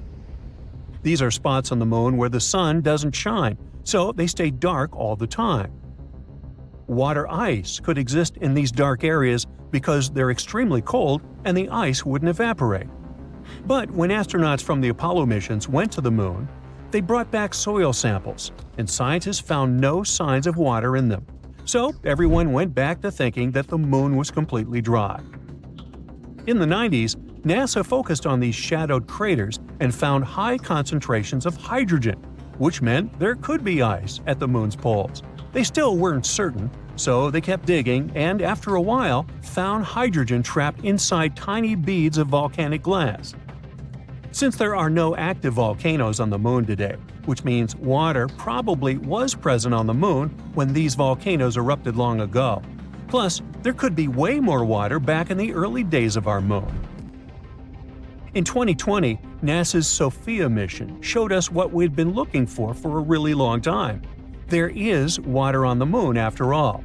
It turns out the water is hidden within the grains of lunar dust or sticking to the surface in the sunlit areas of the moon. So there are no oceans like we have on Earth, but at least there's something. The question remains, how did water even get there? It seems the moon had a chaotic history back at the time when it was forming, as probably most of the planets and moons in our solar system. So there is some evidence that water came there from comets hitting its surface back in the old days, or maybe even keeps on coming from those that are slamming into the moon right now. We're talking about a chaotic situation where icy micrometeorites collide with the moon's surface, and dust then makes an even bigger mess when interacting with the solar wind. But we're waiting to find out more about this.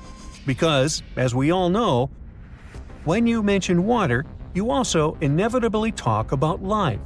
That's why we want to know more, for instance, about all that ice hidden in polar craters on the moon. Maybe it can teach us more about how life developed on Earth. Maybe comets brought all the necessary elements here. Then, what if there are some of those elements stuck in the ice on the moon, too?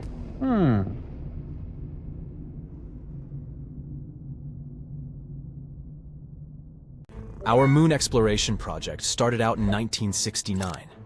Sure, there have been some problems along the way, but astronomers are certain we'll get back up there pretty soon and with better knowledge and technology.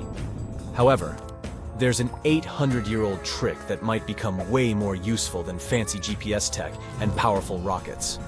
It's called the Fibonacci sphere. Some scientists at a Hungarian university stumbled upon this idea while studying the moon.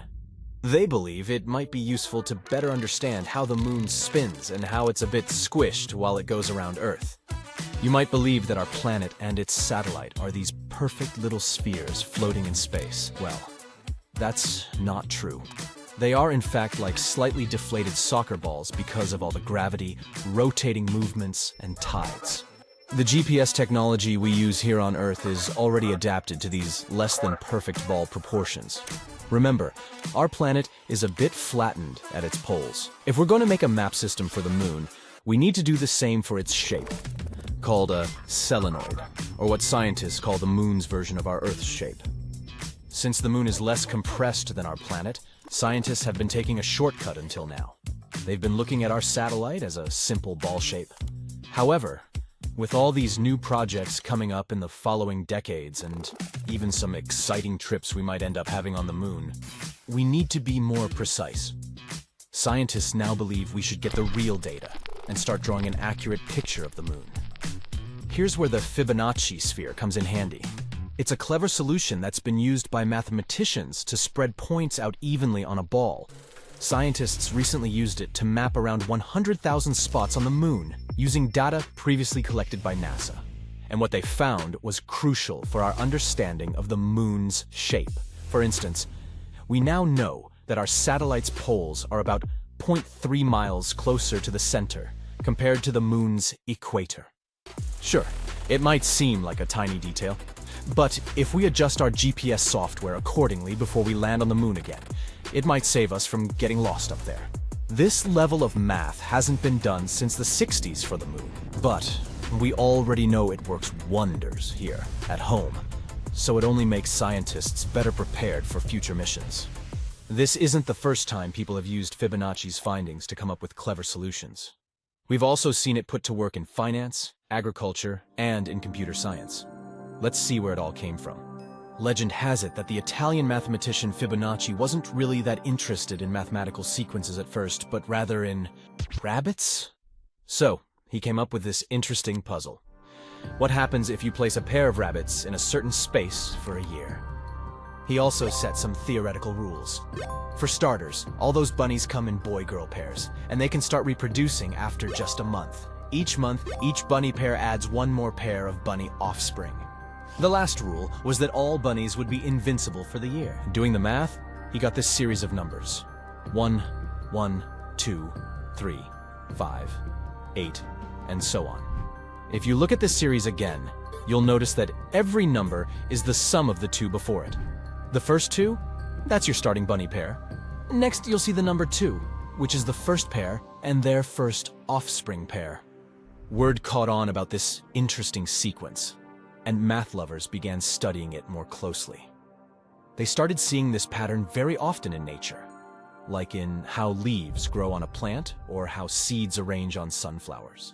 There's even a little experiment you can do to check it out. Start by grabbing some paper and a pen. Try drawing the Fibonacci spiral. Start with a tiny circle, then go bigger and bigger using those Fibonacci numbers. The first circle should just be a tiny dot on the paper, or the equivalent of 0.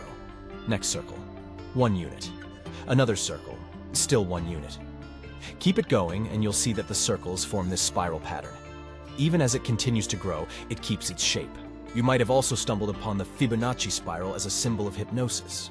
In all fairness, there's little evidence you can confuse someone by making them stare into a spiral for a while. But its effects on our focus and our optic nerves can't be ignored. After you've stared at a spinning spiral, you might see how objects get smaller or bigger depending on the direction of the swirl. It's easy to understand why some experience this sensation as hypnotizing. This interesting series of numbers appears in our day-to-day lives, even if we don't notice it. It can also be used in more practical instances, like converting miles to kilometers. Let's look at the series 1, 2, 3, 5, 8, 13. Pick any two numbers side by side. Say 13 and 21. Do the calculations and you'll notice that 13 miles is about 21 kilometers. Same with 34 and 55. Music and math might not seem like they're connected, but if you had asked the great Mozart, he probably wouldn't have agreed. It seems he was very passionate about numbers from early on in his career. He loved finding cool number patterns in music, like some sort of hidden messages. His own sister even remembered him doodling math all the time, even on the sides of his music sheets. Some scholars believe he might have even played around with the Fibonacci numbers. If that's really the case, then he might have used the ration to balance out parts of his tunes. What about other types of art? Well, it's also said that Leonardo da Vinci used the golden ratio in his masterpieces, like the Vitruvian Man and the Mona Lisa. Also, when it comes to great pieces of architecture, the Parthenon might have used this pattern too. Anytime you see buildings with columns spaced just right, you can be certain that's where the builders drew inspiration from. The Great Pyramid of Giza is another great example. There's no official record to prove it, but the pyramid's shape is so close to the golden ratio that it's kind of obvious. You'll also see this pattern appearing naturally in our environment. Go out in our garden and check to see if you have any pine cones lying around. See those scales? They're set up in a pattern according to the Fibonacci sphere. Even the bones in our body seem to be growing based on the same proportions. We've got one torso, one head, and one heart. Then there's stuff that comes in pairs. Our arms, legs, eyes, and ears, for instance. For the number 3, think about the composition of our limbs and the 3 main sections in our hand. The wrist part, the middle palm part, and our fingers, which are also split into 3, by the way. Oh, speaking of fingers, their bone lengths have this ratio too. This design helps our fingers move smoothly, especially when grabbing objects. The Fibonacci sequence can be seen in the way ocean waves curve, and how rivers split and flow too. Weather patterns can also follow this rule. Some whirlpools and hurricanes form and spread out in the same way the Fibonacci spiral does.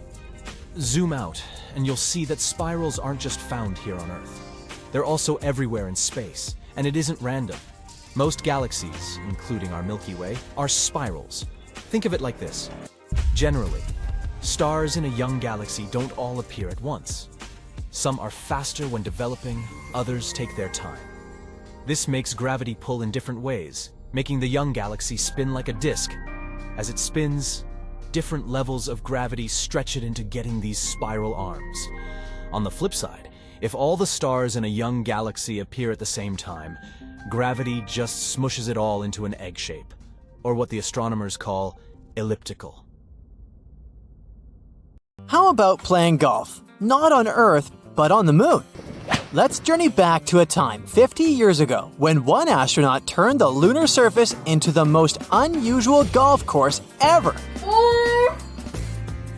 Any golfer will tell you how tricky it is to avoid sand traps, but picture Alan Shepard, a NASA astronaut dealing with an entire surface that feels like super fine powder. During the Apollo 14 mission, he took a break to showcase some spacey golf skills for everyone watching from Earth. After his first shot, he excitedly made another. For him, it seemed the ball went forever and ever. Let's dial back to reality for a moment. Thanks to the research by the United States Golf Association, or USGA, we've got some numbers. They found that Alan's first moon ball traveled 24 yards, and his second stretched for 40 yards. Now, how does that compare to the average golf shots back here? In regular gravity, one usually swings to about 216 yards. Just goes to show, while we've upgraded our golf game on Earth with tech and training, the moon's low-gravity playground is a different environment altogether. Now let's give Alan some props. Moon golf? Not as simple as you might think. His club wasn't one from your local sports store, it was a makeshift one. A moon sample collector with a club head stuck to it. Add to that the bulky spacesuit he had on. Imagine trying to swing wearing an outfit that's as stiff as cardboard. With all that gear, Alan could only muster a one-handed swing. Care to have a similar experience? Well, you might not be able to play golf on the moon anytime soon, but you can give it a shot underwater. Some say the conditions are similar. Here's where it gets even more interesting. The USGA didn't just take Alan's word on where the balls landed. They wanted to investigate. For starters, they used ultra-clear footage of the Apollo 14 mission. They also used some sharp images from NASA's special moon camera, launched in 2009. Using this imagery, they mapped out the journey of those two golf balls. Alan loved his unique golf club so much, he wanted to bring it back home. No big deal, right? Well, you see, in those days, astronauts would leave behind unnecessary items to make space for moon rocks. But not this club. So during the 70s, this interstellar golf club found a new home at the USGA Museum in New Jersey. Unlike regular golf clubs, this one had a twist. It was crafted from aluminum and Teflon. It was built to fold and fit snugly within the tight spaces of the lunar lander. How did this whole moon golf idea even pop up? Well, in 1970, golf legend Bob Hope paid a visit to NASA. Inspired by Hope's love for golf, an idea came into Shepard's head: moon golf. To turn his dream into reality, he collaborated with a golf professional and NASA's tech specialists. Together, they crafted a club that met NASA's strict safety norms. But hey, Alan didn't want this to be just a surprise stunt. Remember, traveling to the moon required very strict protocols. They couldn't just randomly have a picnic up there, you know? So, Alan made sure NASA officials agreed with this impromptu game of golf. They were initially skeptical, but eventually gave the green light after Alan passionately laid out his plan. He also promised he'd start playing if everything went smoothly on the mission. Determined to make it perfect, Alan prepped like a champ. The story goes that he'd put on his hefty spacesuit and sneak off to secret spots so he could practice. Decades later, he'd still be reflecting on his lunar escapade. He was the only golfer to ever swing on the moon. It's not just golf balls that astronauts left behind on their trips. There were actually a lot of objects left on the moon between 1969 and 1972, the year of the last moon landing. Each time you gaze up at the moon, remember that there's a cute family photo up there, some huge science gadgets, a small statue, a bunch of, well, human waste bags, and yes, some American flags. Years have passed by, and yes, technically those items are still hanging out there, though they've probably seen better days because of the harsh conditions on the moon. Some items had a special place in the astronauts' hearts and were meant to stay on the moon. But hey, leaving some stuff behind also meant they could bring back moon samples. You know the feeling. It's like when you need to make room in your suitcase for souvenirs when you're finishing a vacation. Does NASA have a complete list of things they left on the moon? Well, not really. In fact, one team tried to create a record of some of the items and reached an amazing list of 106 left there from the Apollo 11 mission alone. And that's not counting Neil Armstrong and Buzz Aldrin's famous footprints.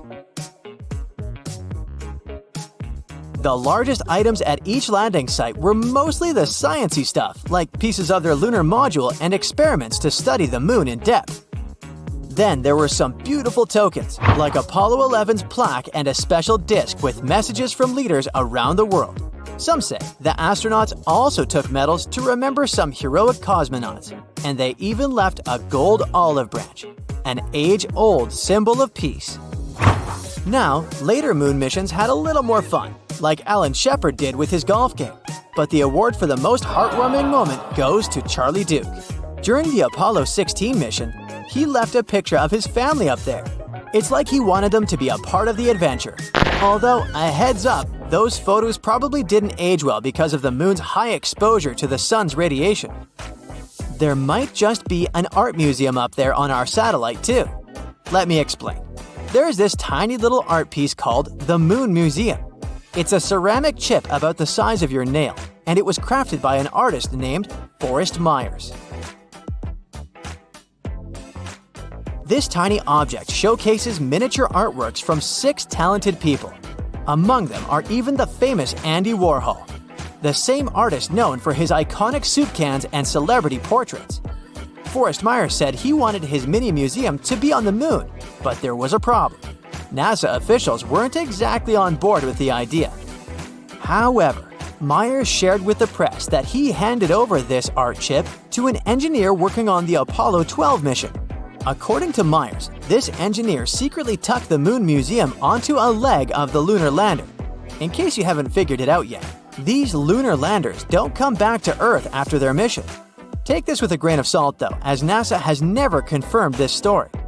You might wonder, why did they leave all these things? Sometimes it was about making a statement. Other times, it was purely practical.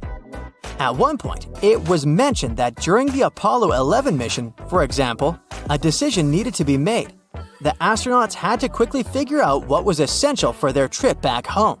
They ended up creating a cleanup spot, tossing away things they didn't need anymore. Leaving things behind on the moon isn't that different from how we leave things behind on Earth. Just like archaeologists study our ancient leftovers to learn about our ancestors. The stuff on the moon gives us insights about those incredible lunar missions. Some things they left had done their job, like the pole for the flag or the camera they used to broadcast those steps on the moon.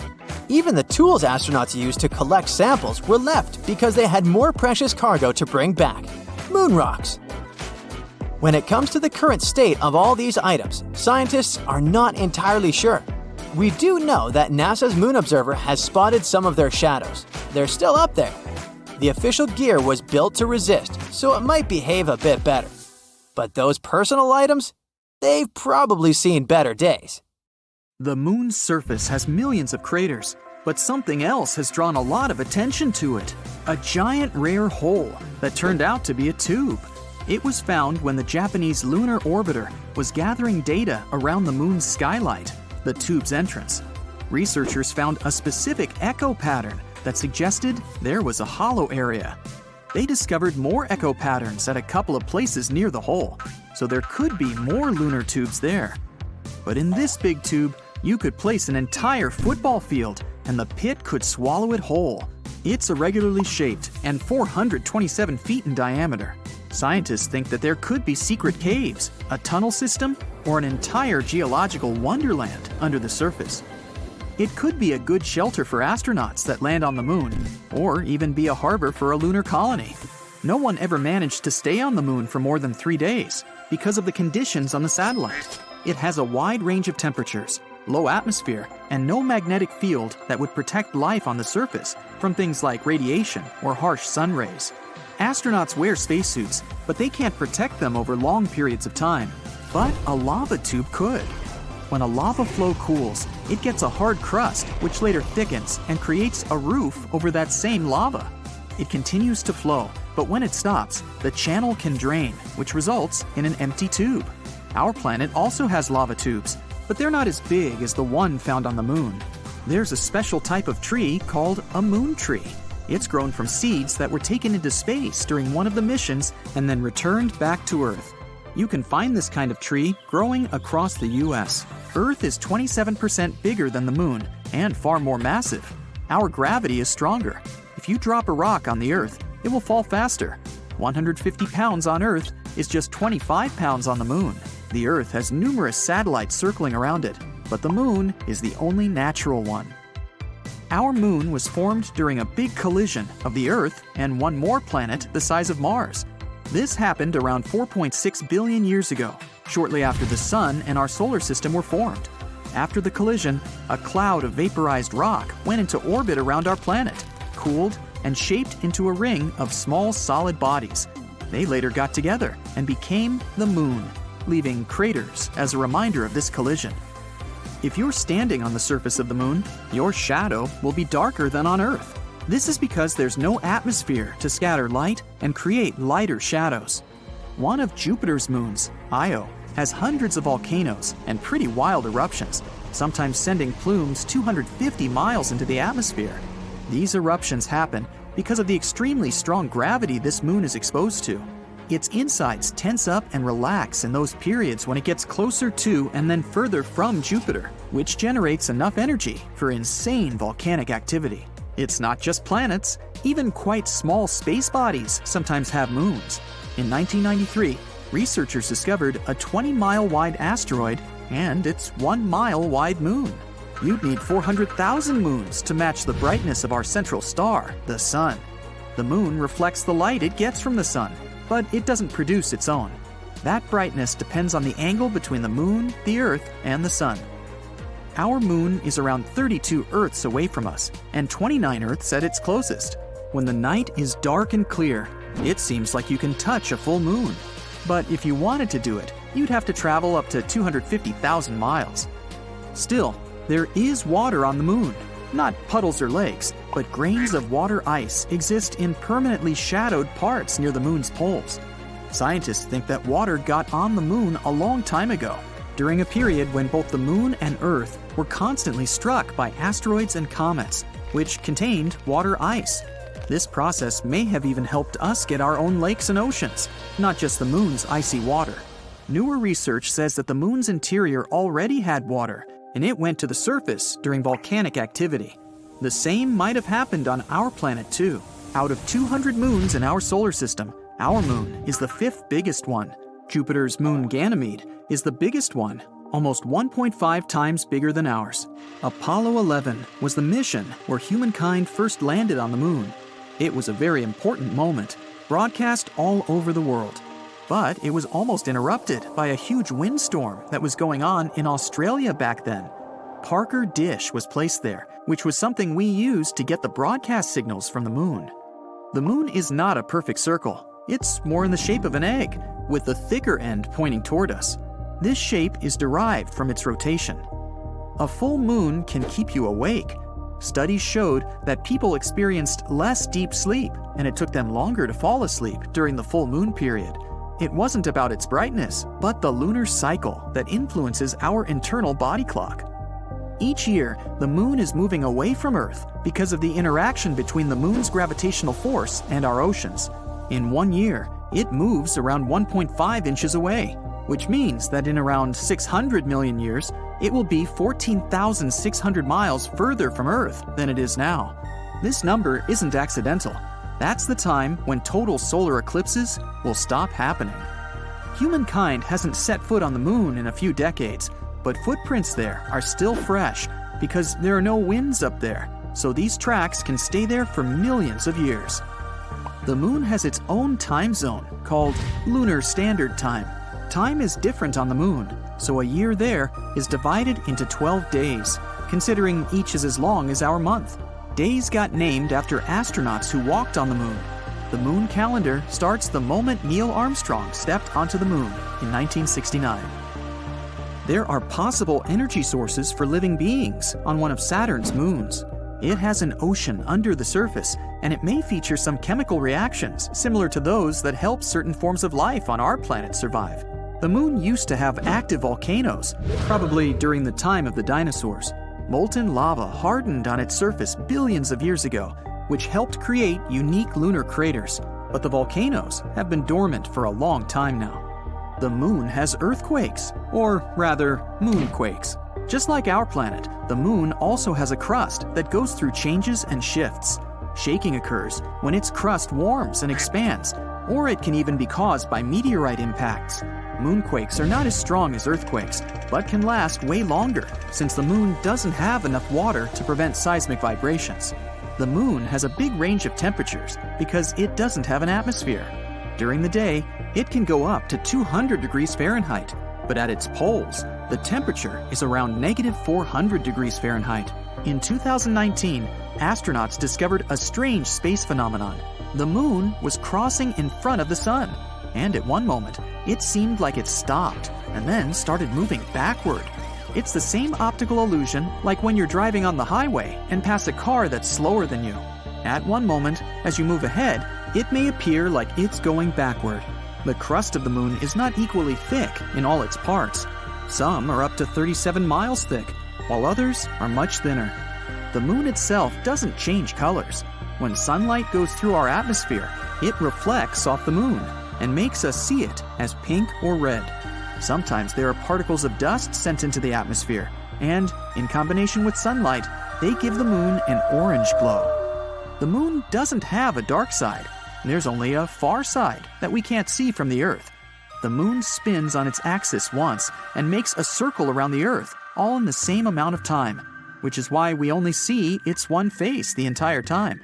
All planets in our solar system have at least one moon, except for Mercury and Venus. Mercury has less mass than our planet, so its gravity is lower than ours, around 38% of the Earth's gravity. That means 100 pounds on Earth would be 38 pounds on Mercury. Because of the weaker gravity, and since it's so close to the Sun, Mercury wouldn't be able to have its own moon. It would probably crash into Mercury, or even go into orbit around the Sun, and someday even get pulled into it. Venus most likely doesn't have its moon because it's also too close to the Sun. Neil Armstrong had been getting ready for his mission on the moon for over 3 years. To resist microgravity conditions, he had to learn how to walk sideways by being strapped and suspended at an angle in trying to walk along walls. His limits were tested through an intense diet and sleep regimen, since in space he would only have beef and vegetables, previously dehydrated and stuffed into a package. Back in the day, astronauts had to experience the desert, jungle, open sea, and Arctic survival training. These days it's a lot more structured. But back then, it was more of a let's drop this person in the middle of nowhere with no supplies and see if they make it. Before landing on the moon, he had to gather and study rock samples in the Grand Canyon, explore ancient volcano formations in the Nevada National Security Site, and look into gas and lava vents, lava lakes, and pit craters in various locations in Hawaii. On July 20th, 1969, Armstrong was given a hearty breakfast before blastoff. Steak, eggs, toast, juice, and coffee. He received what doctors call a low-residue meal, which means he wouldn't have to go to the bathroom soon after. It took him 109 hours and 42 minutes to reach the surface of the moon, in an area called the Sea of Tranquility. He had to travel 240,000 miles to get there. The crew could have gone for the Ocean of Storms or the Central Bay, but this place was chosen for landing because it had good visibility, was relatively smooth, and was easily reachable with as little propellant as possible.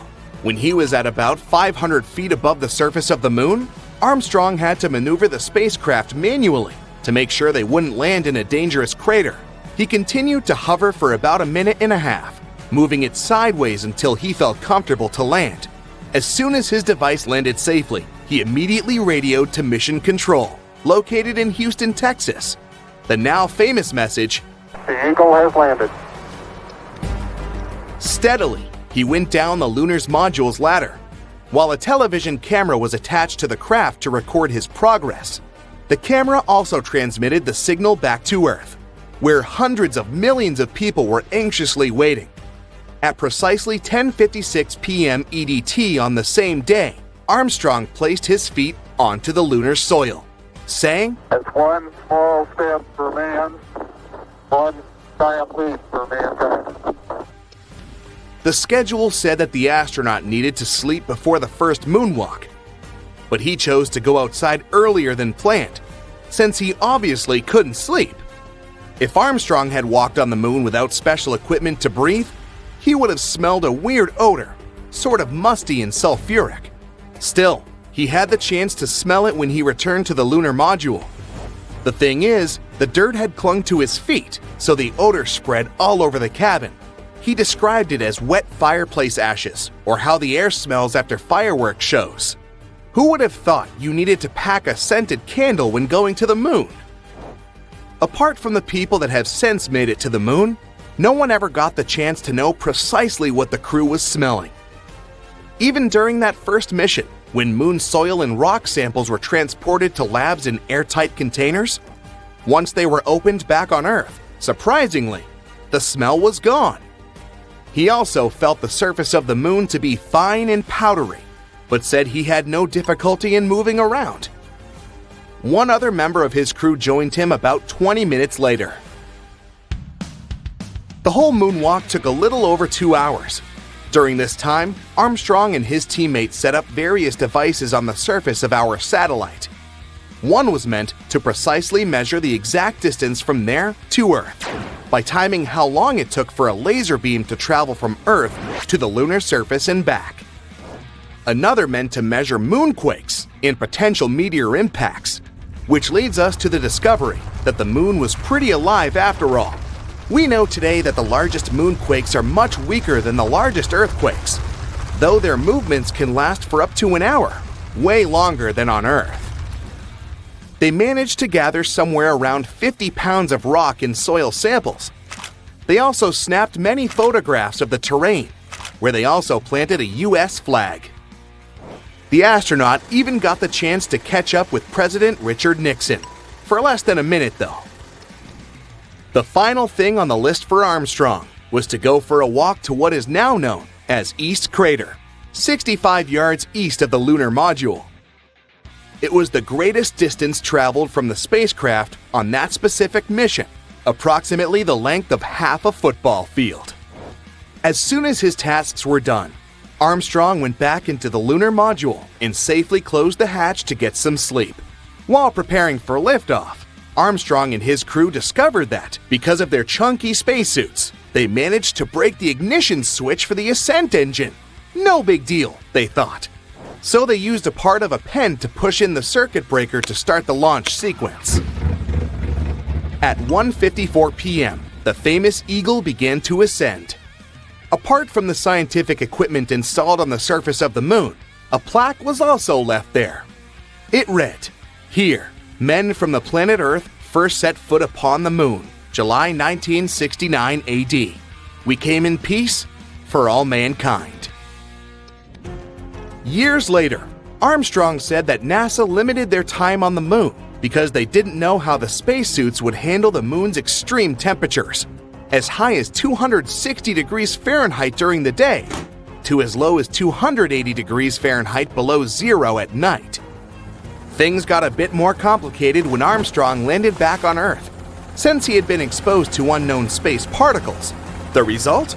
He and his team had to be placed in planetary protection quarantine on their return, as soon as their space capsule safely splashed down in the Pacific Ocean on July 24th. That specific quarantine for the Apollo 11 astronauts is one of the reasons why we have microwaves in our kitchens today. When they first returned from the moon, they initially spent their first few days in a mobile quarantine facility, or MQF. Sure, the MQF featured comfortable chairs, bunks, a toilet, and showers, but it didn't leave a lot of space for fancy cooking. Since there was no room for a standard oven or grill, and to also reduce the potential fires that might have occurred, NASA had to get creative. That's how the original countertop microwave oven was developed, to easily help astronauts get their meals without the hustle of a fully equipped kitchen. These days you can see that first microwave in a museum in Oakland, California. After returning to Earth, Armstrong claimed he would never reach for the stars again. But he didn't stop exploring though. Back in 1985, he joined a professional team of other greatest explorers to the North Pole. He was joined by mountaineer Edmund Hillary, aviator Steve Fawcett, and photographer Patrick Morrow, reaching the pole on April 6, 1985. Armstrong claimed he wanted to see what the Earth's icy pole looked like from the ground, since he had only seen it from the surface of the moon. The Apollo 11 mission was nevertheless unforgettable for Armstrong since. In 2015, the Smithsonian Institution uncovered that he had kept hidden a cloth bag full of small parts from the lunar module. It included his waist tether, some utility lights, and their brackets, an emergency wrench, and the optical sight that was mounted above Armstrong's window of the space module. It also contained the data acquisition camera that recorded the iconic footage of Armstrong taking his small step on the moon. Armstrong kept it to himself for many years, until his widow, Carol, eventually found it. He even kept it a secret from his official biographer, who had many times asked if he had kept any memorabilia from his famous mission. He didn't sneak those objects back on Earth, though. He just mentioned it to be a bunch of trash he wanted to bring back. The moon has long been believed to have formed as a result of a humongous impact with the Earth. A Mars-sized celestial body could have driven itself into our planet and made part of its crust shatter. The resulting debris then packed together in a tight ball, which later became our moon. But there's one question that's been bugging scientists. The Earth's crust is poor in metals, so how come the moon has so much metal within it? The latest research basically throws the main theory out the window. So we again know nothing about our closest neighbors coming to existence. On the moon, iron is preserved in pristine condition because there's no oxygen. It simply can't rust there. But a couple of years ago, scientists made an unexpected discovery. In the higher regions of our satellite, iron is oxidized and actually rusting. At first, this finding perplexed astronomers to no end. The presence of rust might mean people can breathe, at least in certain areas of the moon. But then the explanation surfaced.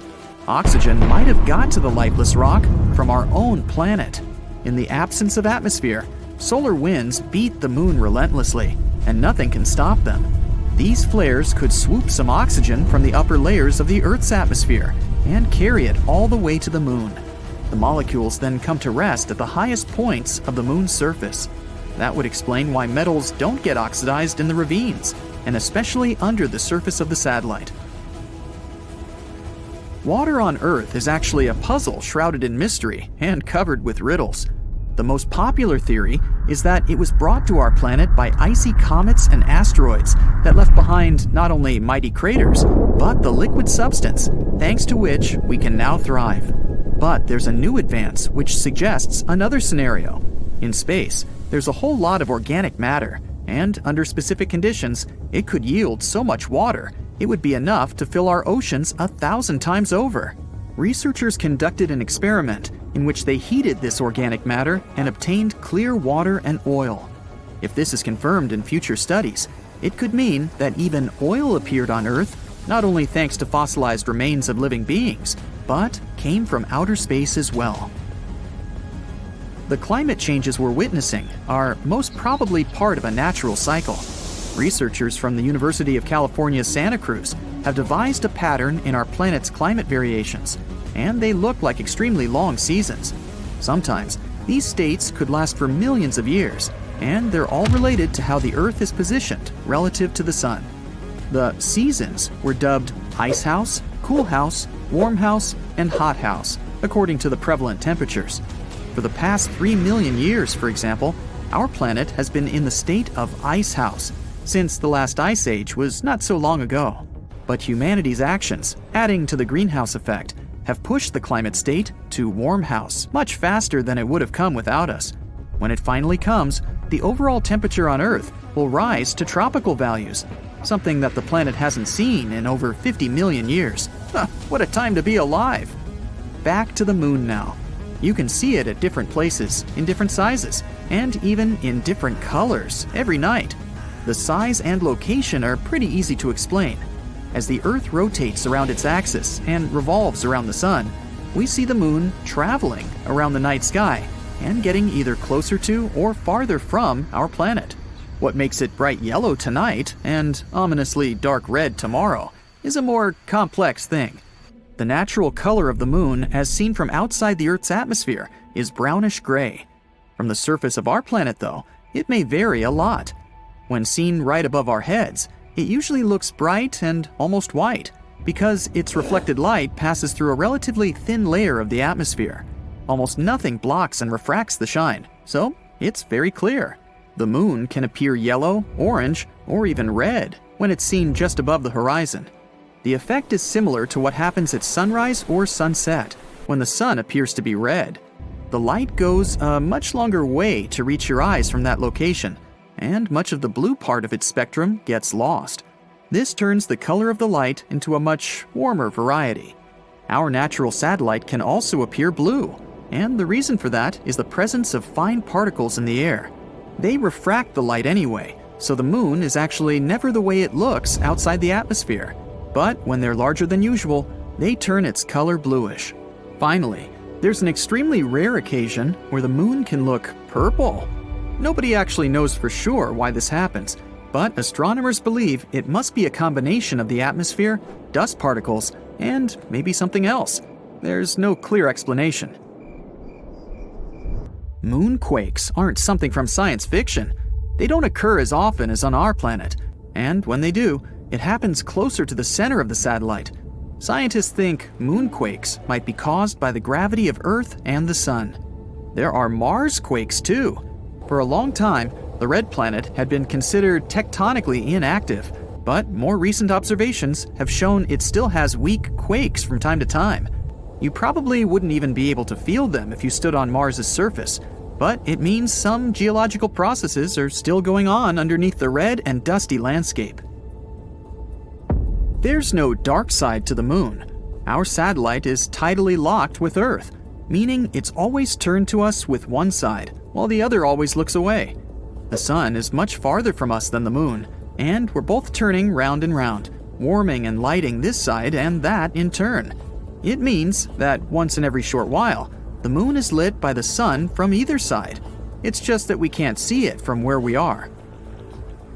Each year, the moon is moving away from Earth because of the interaction between the moon's gravitational force and our oceans.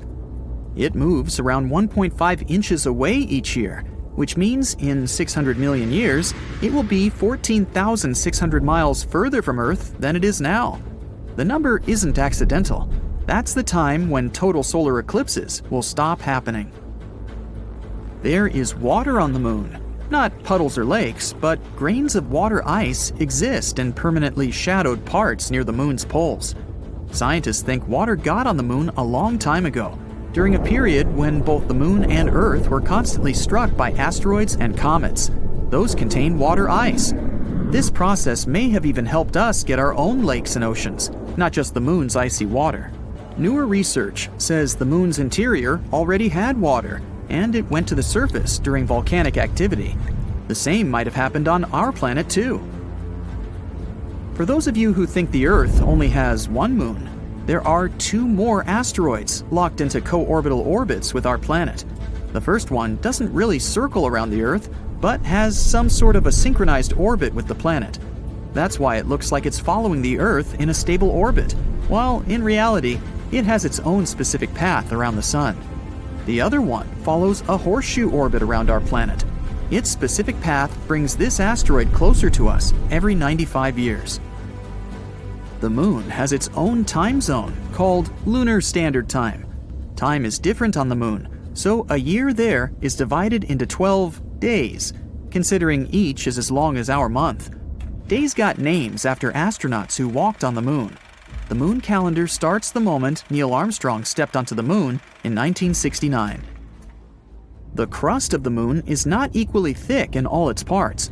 The average thickness is about 31 miles, but there are much thinner and much thicker areas. This is sometimes due to craters found all across its surface, and there are also big hollow tubes underneath. A lunar orbiter found one such tube several years ago, and it's pretty enormous. Although the tube's shape is irregular, it could swallow an entire football field. Scientists are still unsure what they could find in its depths. It could be a tunnel system, or some geological wonder in there.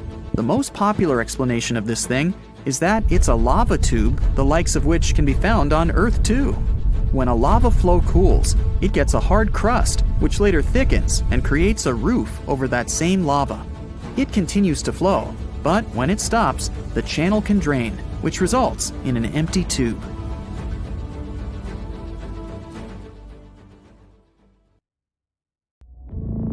Recently, Chinese scientists discovered something interesting on the moon, an unusual crystal. Moreover, they found out that this crystal contains an element that can literally replace nuclear fuel. Let's find out more.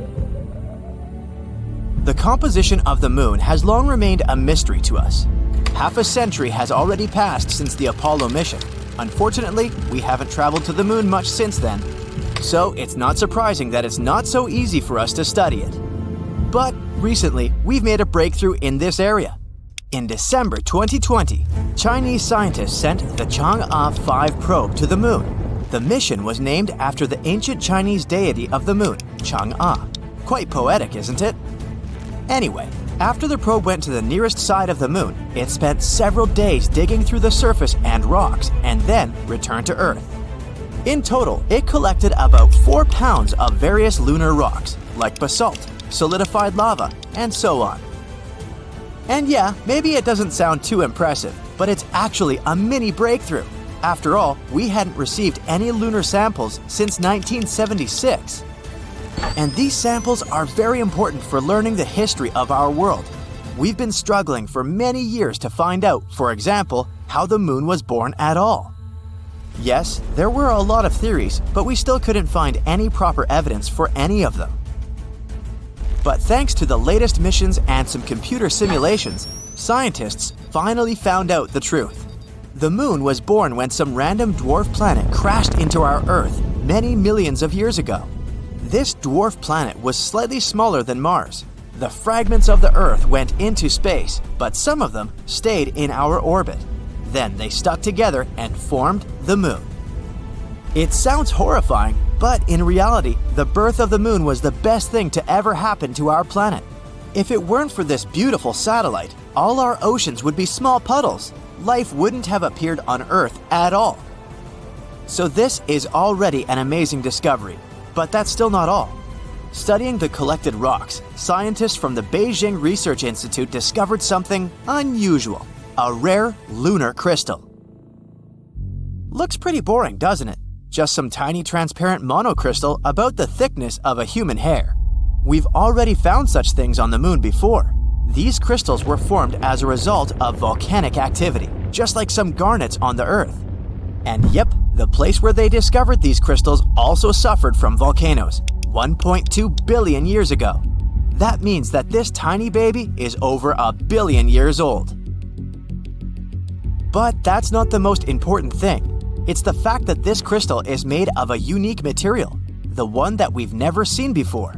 Researchers from the International Mineralogical Association have confirmed that such a composition can't be found anywhere on Earth. The crystal was named Chongasite, again after the same moon deity. And this is another achievement. This is the 6th previously unknown mineral that we've found on the Moon and the first one found by China. Now, it has become the 3rd country in the world to make such a lunar discovery. However, this tiny crystal still wasn't the only remarkable thing they found. After studying this gem and about 140,000 other lunar particles, scientists have discovered something else. They found helium-3. Why is it so important? Because this is one of the elements that feed the sun and other stars in our universe. We tend to say stuff like, put out the sun is burning, and so on. And this is one of the reasons why many people actually think that the sun is a huge fireball. But it's not. Its burning is actually a completely different process, which is called nuclear fusion. The process itself is quite simple. During this reaction, hydrogen in the star turns into helium. But this simple process is actually one of the most violent and insane reactions in the universe. There's a real boiling broth of particles inside the sun. The hydrogen nuclei that jump and rush there are constantly repelling each other since all of them are positively charged. And so they could continue to boil and chill around without bothering anyone if it weren't for the stars. The stars turned out to be cheaters. They have such strong gravity that they basically grab billions of these little atoms and squeeze them together. Combining with each other, these atoms create new heavy elements, like the mentioned helium. And when this happens, they throw a lot of energy into space. And that's how the sun burns. At the same time, it spreads so much energy that we can't even imagine. Okay, so what is helium-3? Well, this is an element to which even the sun can say, "Whoa dude, you should calm down."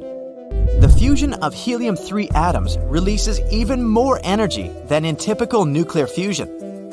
And most importantly, it doesn't pollute the atmosphere with harmful things like radiation.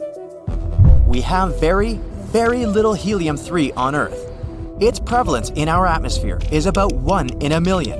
And besides, it's constantly trying to escape from us back into space. Probably feels some bad vibes from us. However, scientists have recently found out that there's a place that contains a lot of this element. Yep, you guessed it, it's the Moon.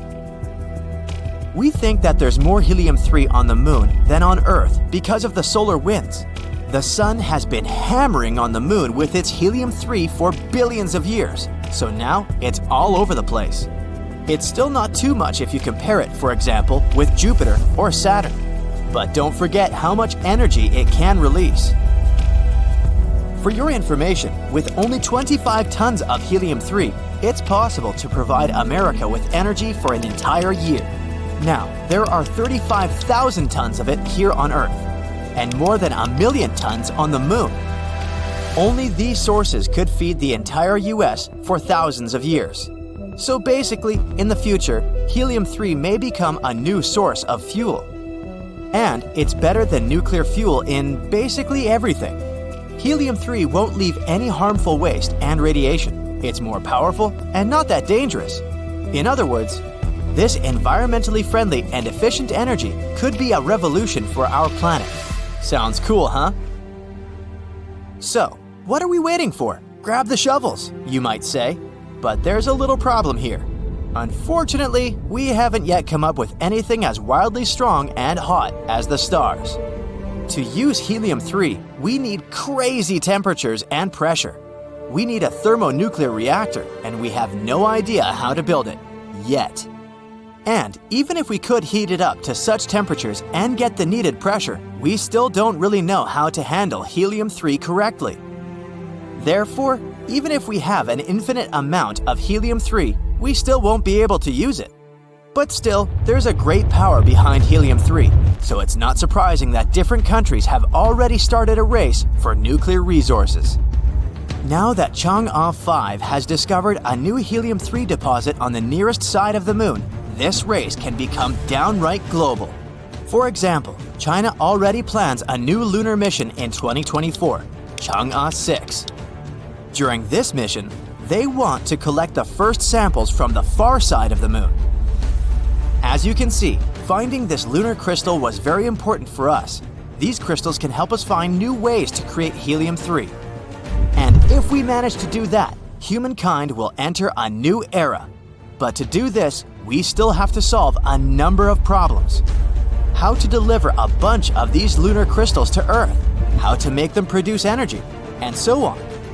Let's hope that in the future these issues will be resolved and we'll find a way to produce clean, safe, unlimited energy. The space crew had been getting ready for the launch for over 3 years. The preparations for landing on the strange planet included gathering and studying rock samples in the Grand Canyon, exploring ancient volcano formations in the Nevada National Security Site, and looking into gas and lava vents, lava lakes, and pit craters in various locations in Hawaii. To be able to resist microgravity conditions, they learned how to walk obliquely by being strapped and suspended sideways and trying to move along walls. They had to test their limits through intensive diet and sleep regimens to make sure they'd be safe in outer space. It took them 3 days, 3 hours, and 49 minutes to reach the surface of this new world in a place called the Sea of Tranquility. They could have gone for the Ocean of Storms or the Central Bay, but they chose this place to land because it had good visibility and it was relatively smooth and easily reachable with as little propellant as possible. One of the first things they noticed when they got there was that, well, the place kind of smelled. This may sound like the beginning of a science fiction novel, but it's actually the true story about how the Apollo 11 mission landed on the moon on July 20th, 1969.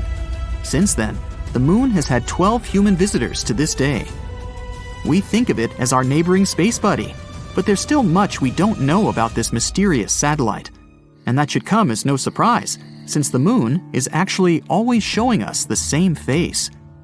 That is because the Earth and its only permanent natural satellite are in synchronous rotation, which makes us think it's always permanently still. The truth is, it's not in a fixed position, and it is actually moving further and further away from the Earth each year by 1.5 inches. Believe it or not, the Earth and the Moon, although being 238,855 miles apart, deeply influence each other. While the Moon is partially responsible for the tides of the seas and oceans on our planet's surface, our Earth is actually to blame for movement on the Moon. They're called moonquakes, and they last way longer than earthquakes, some of them up to half an hour. It may look perfectly round to us on a warm summer's night, but the Moon is actually oval. The lemon-like shape is caused by the Earth's gravitational pull. Our Moon features more than footprints when it comes to traces of humans. In 1969, American astronauts left many objects on the surface of our satellite, such as 2 golf balls, a drawing by famous artist Andy Warhol, and a message from Queen Elizabeth II herself. One of the last people to walk on the Moon to this day, an astronaut named Eugene Cernan, scribbled his daughter's initials on the Moon's surface in 1972. Since it appears there's no wind or any other type of weather change there, the letters TDC could remain there permanently. It's actually possible to be allergic to the Moon. Harrison Jack Schmitt, an astronaut from the Apollo 17 mission, spent some time in a valley in the Sea of Serenity, then climbed back into the crew's lunar module, but had some moon dust on him. Just as he removed his spacesuit, he got red eyes, sneezing fits, and other allergic reactions that lasted 2 hours. Since it's so close to us, we've established that the Moon has a time zone of its own. We call it the Lunar Standard Time, but it doesn't correspond to time on Earth. To get an equivalent, the explanation is a bit more complex. But in simple terms, a year on the moon is split up into 12 days, each one about as long as a month on Earth. Each one of these days got its name after a different astronaut who has walked on the moon. The start date of this calendar coincides with the moment Neil Armstrong walked on the moon. So, the Lunar Year 1, Day 1, began on July 21st, 1969 at 2:56:15 Universal Time. Since the moon has a very thin atmosphere, it has some pretty crazy temperatures, both hot and cold. They can go up to 200 degrees Fahrenheit. Over by the moon's poles, however, the temperature is always at around minus 400 degrees Fahrenheit. Humans have tried to trace the connection between our natural satellite and the Earth for as long as we can remember, coming up with words to explain why the moon's existence influences us so. In the Middle Ages, scientists and philosophers thought that during a full moon, some people were more likely to experience different health conditions. Because they saw this inexplicable connection to the full moon, people with these symptoms were named lunatics, or at times, literally, moonsick. People are not the only creatures living on Earth that are affected by moon cycles. Dog owners are 28% more likely to take their pet to vet emergency rooms during the full moon. You may think that's the reason why wolves have this preference for howling at a full moon, more so in popular culture. But scientists haven't been able to find any connection between wolf behavior and the lunar cycles, so it might as well just be a myth. The largest known crater in our solar system is also found on our moon, and is called the South Pole Aitken. This giant formation is located on the far side of the moon and measures 1,550 miles in diameter. One of the many things we've yet to fully understand about our satellite is the unusual flashes of light that can sometimes be seen on its surface. Scientists have named these outbursts Transient Lunar Phenomena, or TLP in short, and they have been seen all over the world for centuries. One of the first instances of TLP dates back to 1178, when monks from Canterbury claimed to have seen a flaming torch on the surface of the moon after the sun had set. TLP does not simply mean light flashes. Reports also have detailed other unusual events, such as gas-like mists, reddish, green, blue, or violet colorations, or even the darkening of certain locations on the moon. Is something strange happening with our moon? Is it the beginning, or did we just start noticing it with the newer space study equipment we have nowadays? There are a lot of different theories that scientists have developed trying to piece together what can be causing these events. The unusual flashes on the moon can be caused by anything from meteoric impacts to electrostatic activity. It's difficult to pinpoint the explanation for each event, since most of these episodes are recalled either by a single observer on Earth or from a single location. The fact that there is noticeable seismic activity on the moon can also explain why we can sometimes see unusual flashes of light on the surface of our satellite. When the moon's surface moves, it can cause different light-reflecting gases to erupt, which can explain luminous developments.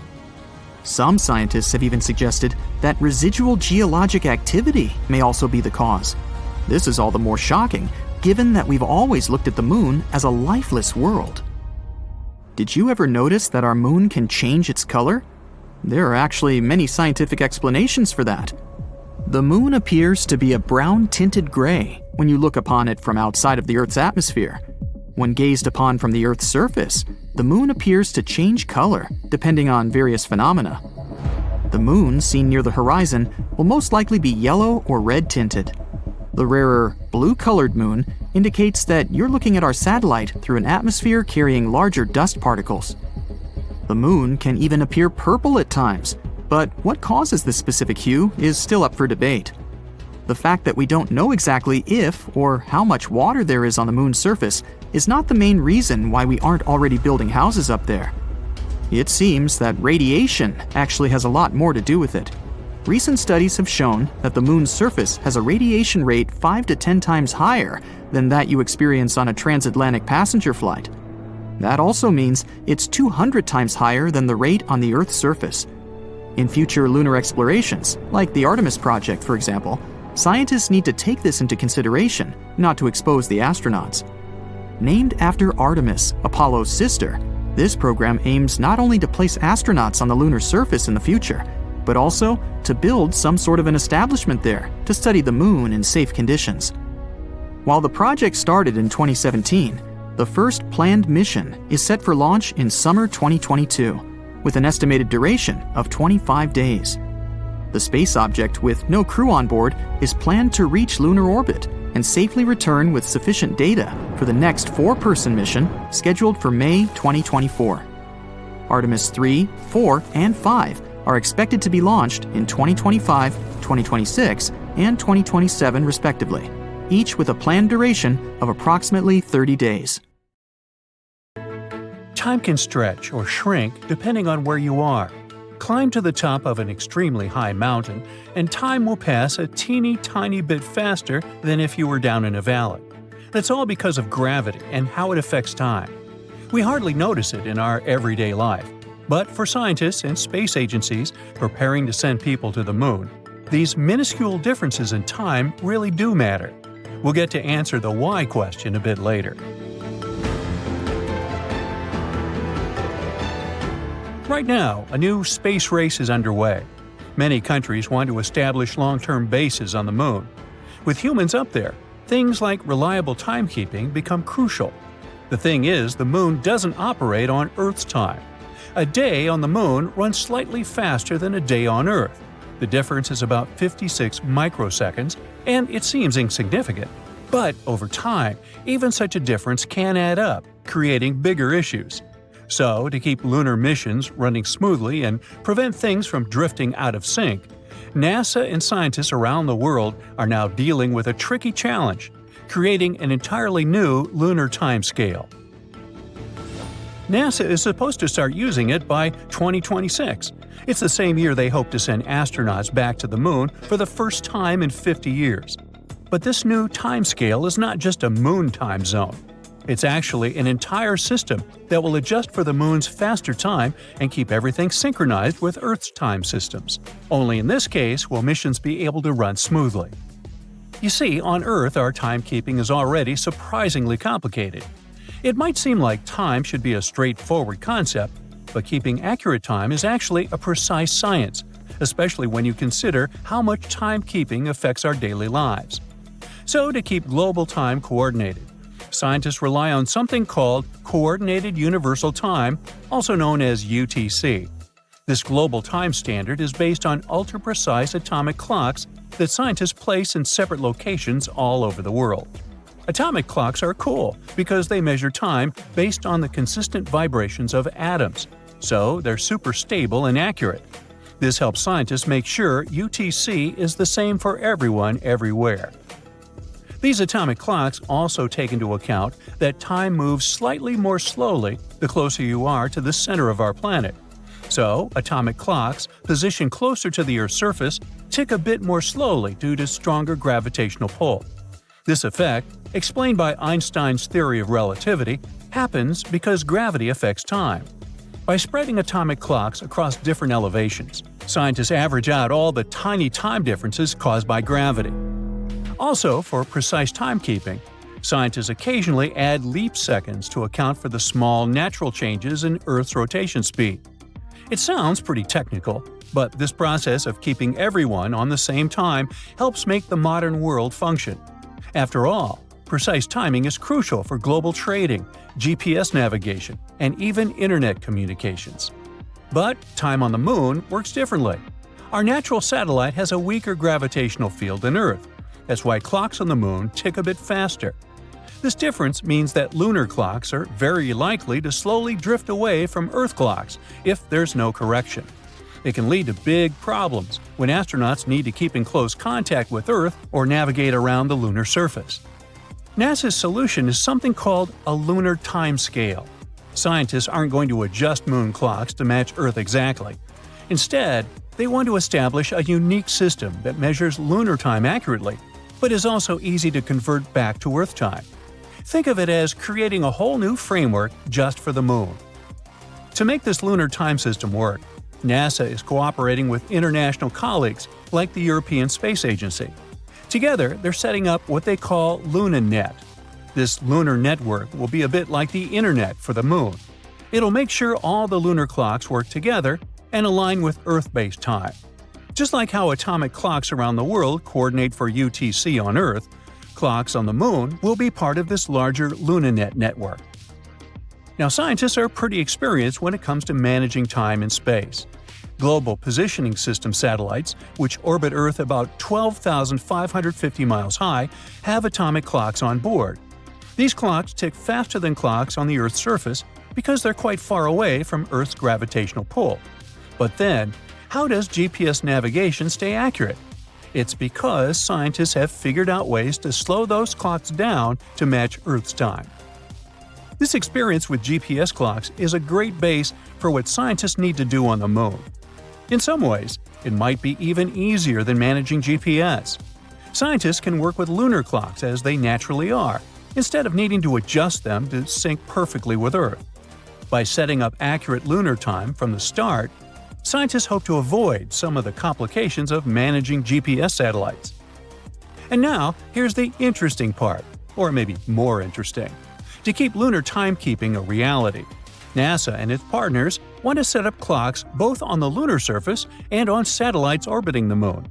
Some of these clocks will be long-lasting atomic clocks, and others will be crystal oscillators. Those offer stability over short time periods. Together, these clocks will create a network that scientists will be able to rely on. Meanwhile, atomic clocks for space don't come cheap.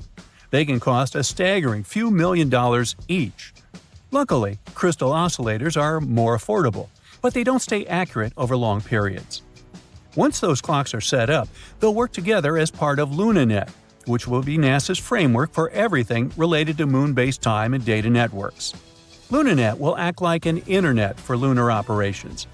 Different space agencies will contribute to it, like how internet service providers work for us on Earth. But there's another set of challenges, and it's connected with the Moon's rotation. Firstly, a day on the Moon lasts much longer than a day on our planet because it takes the Moon about 28 Earth days to make a full rotation. Plus, the Moon's equator experiences about 14 days of sunlight, followed by 14 days of darkness, unlike Earth's regular day-night cycle. And at the Moon's south pole, where NASA is going to establish future lunar missions, there are areas that stay lit or in shadow permanently. It might make it harder for astronauts to keep track of time. NASA and its partners hope to involve more countries in this project through international organizations like the International Astronomical Union. The idea is to get as many countries as possible on board with the lunar timescale, so that everyone exploring the Moon is on the same page. Now, another really exciting thing about all this is that figuring out lunar time could help other future space missions, like trips to Mars. The experience and knowledge we'll get from setting up a lunar timescale are likely to serve as a blueprint for managing time on even farther planets. That's one of the reasons why scientists are taking this lunar project so seriously. As for astronauts living on the Moon, a consistent, reliable time system will be essential, not just for navigation, but for everything from scientific experiments to day-to-day activities. NASA's Lunar Time Project is truly groundbreaking. It's the first step toward managing time as humans expand farther into space. And if they get it right, it'll mean that future astronauts won't just have Earth time to guide them. They'll also have a Moon time, and even, one day, a Mars time too. Precise timekeeping matters both for the sake of scientifically understanding the passage of time on the Moon and for setting up all the infrastructure necessary to carry out missions. Scientists are also eager to create a timescale from scratch because they can take everything they've learned about timekeeping on Earth and apply it to a new system on the Moon. Well, I'm out of time, so bye! It's so close to us, at least in terms of space, but there's still so much we don't know about the Moon yet. For example, Chinese researchers have collected soil samples from the Moon and found out there might be billions of tiny glass spheres on the lunar surface. What's really cool is that they might hold enormous amounts of water. These tiny spheres form when meteorites hit the Moon at crazy speeds, sometimes at hundreds of thousands of miles per hour. When that happens, a strong explosion sends bits of the Moon's crust flying into the air like popcorn. As these chunks of crust cool down, they create little glass beads that look like tiny glittering spheres. These beads are so small that they're like crumbs sprinkled over the moon's surface. Scientists call them impact glass. And it turns out the soil on the moon is holding a secret ingredient that can make water, oxygen. So, these tiny glass balls are like little capsules with oxygen inside. There's a special type of wind called solar wind, and it's made of protons and electrons. When protons hit the capsules, they mix with the oxygen inside and finally make water. But the most amazing part is that some of these glass balls with water inside get hidden under a layer of the moon's dust called regolith. So if we go on a mission to the moon, we'll have hidden reservoirs of water underground. It's as if someone has prepared some canned food for us to survive. Because you can't drink that water directly from these glass beads, you're supposed to collect them and then boil them in an oven to extract the water. When they cool, they release vapor, so you'll have regular liquid water in a bottle. That way, astronauts on their missions will be able to stay longer up there, considering these secret stashes. And the coolest thing is that these glass beads are very common on the moon. They're spread from the poles to the equator, which means there might be enough water even for generations that might come to live there one day. There are other spots where we can find water in space too. For example, scientists found an extremely big cloud of water vapor that's 12 billion light years away from us. Not within reach, of course, but it's still good to know. And we're talking about something bigger than we can imagine. It's thought the cloud contains at least 140 trillion times the amount of water in all the oceans and seas on our home planet. Imagine swimming or scuba diving there. It's like taking a dip in a giant water balloon that's traveling through space. I mean, you wouldn't have a way out considering the amount of water in there, but hey, at least the view would be magnificent. Water is actually everywhere across our solar system. It's mostly in the shape of atmospheric gas or ice, and sometimes even in its liquid form. And there are probably many water worlds in our galaxy too. Scientists from the University of Copenhagen have discovered exciting new evidence about how planets form in our solar system and beyond. Their computer models have confirmed the interesting theory of pebble accretion, which means that planets form from tiny pieces of ice and dust. This theory is based on the observation of disks around young stars that are made up of pebbles that come in several hundred Earth masses. As these pebbles collide and clump together, they form protoplanets and, eventually, planets. What's even more exciting is water could be an important ingredient in this planet's making. It also means that the water may not have come to Earth by chance, for instance, via icy comets hitting our home planet. Instead, maybe it was there from the very beginning. Perhaps planets in our neighborhood, like Mars and Venus, formed with water as well. Scientists also say we shouldn't assume we're a special case just because we have water. There could be many planets all over our Milky Way galaxy as big as Earth that have water too. That means there could be many worlds in our galaxy with continents and oceans, which could also mean there is a great deal of life out there waiting to be discovered. But just because there's water somewhere, it doesn't mean that place would be a good spot for an interstellar summer vacation for future generations. Water on many planets is probably embedded in rock or fills underground oceans. Researchers have checked more than 40 exoplanets we know about. They're all smaller than Neptune and located around something we call red dwarf stars. These make up 80% of all stars we're familiar with in our galaxy. They're cooler than our Sun and also the smallest type of hydrogen-burning stars. And there could be more planets with enormous amounts of water than we thought.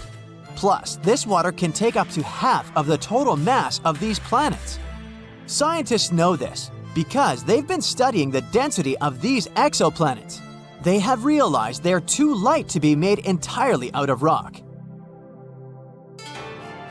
I've mentioned Venus before. Today, it's a hot, rocky planet a bit smaller than Earth, with a dry atmosphere and only some traces of water vapor. It's also very poor in oxygen. But in its early stages, the planet may have been a completely different world with liquid water and even clouds, which means it's possible there used to be life. What if Venus used to be similar to Earth, with oceans and moderate temperatures? It would be great if it stayed that way, because these seem like good conditions to develop life. So we'd probably be writing letters to some of our space friends from there, or visiting them already. But the scenario went in a different direction for Venus about 700 million years ago or so. The planet got so hot it lost all of its oxygen. That's why it wasn't able to form liquid water on its surface. Instead, it developed a thick atmosphere made up of carbon dioxide, which made this world even hotter than Mercury, even though it's twice as far from the Sun. Even icy comets pelting it couldn't bring water back to its surface. We can't do it either in some artificial way. It would be like trying to grow a delicate flower in a desert. No matter how much you water it, if the conditions are too dry and harsh, the flower won't survive. But some people thought the water in the atmosphere of our close neighbor could be enough for developing life. Plus, scientists have discovered there is a compound called phosphine that's often associated with living organisms on Earth. Maybe in the past this was enough. Today, the amount of water on Venus is so small, even our toughest microbes that are extremely tolerant to droughts wouldn't be able to stay alive there. Phosphine is still a cool discovery worth investigating, but not something that tells us there could be life on Venus. Jupiter might be a more likely option for that. The Galileo probe flew through the atmosphere of this magnificent gas giant to measure the temperature and water activity. It found out there was enough water for life to exist in the planet's clouds, but sadly, there are not enough nutrients there. Plus, there's too much ultraviolet radiation, so most organisms wouldn't actually be able to survive there. And everyone knows Europa, one of Jupiter's moons. It's that very place in our solar system that has the biggest chances to support life. Its icy crust probably hides an ocean underneath. And because of Jupiter's gravity that affects Europa, the ocean is not frozen, but remains liquid. The ocean might be warm under that icy crust, probably thanks to hydrothermal vents. Enceladus, one of Saturn's moons, probably has even higher chances to host life than Europa. And it's one of the best candidates to have a beautiful, warm, and salty ocean beneath the surface. It has the coolest ice geysers that catapult into space about 1,000 tons of water every hour, together with salt, organic molecules, and some other materials.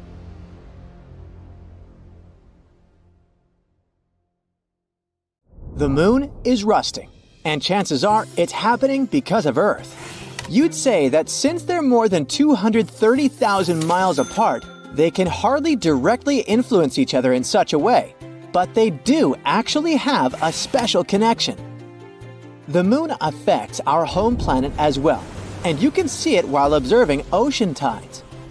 As Earth rotates, the moon's gravitational force pulls the water on the nearest side of Earth. It creates a bulge. At the same time, another bulge forms on the opposite side because our planet rotates and it causes a centrifugal force.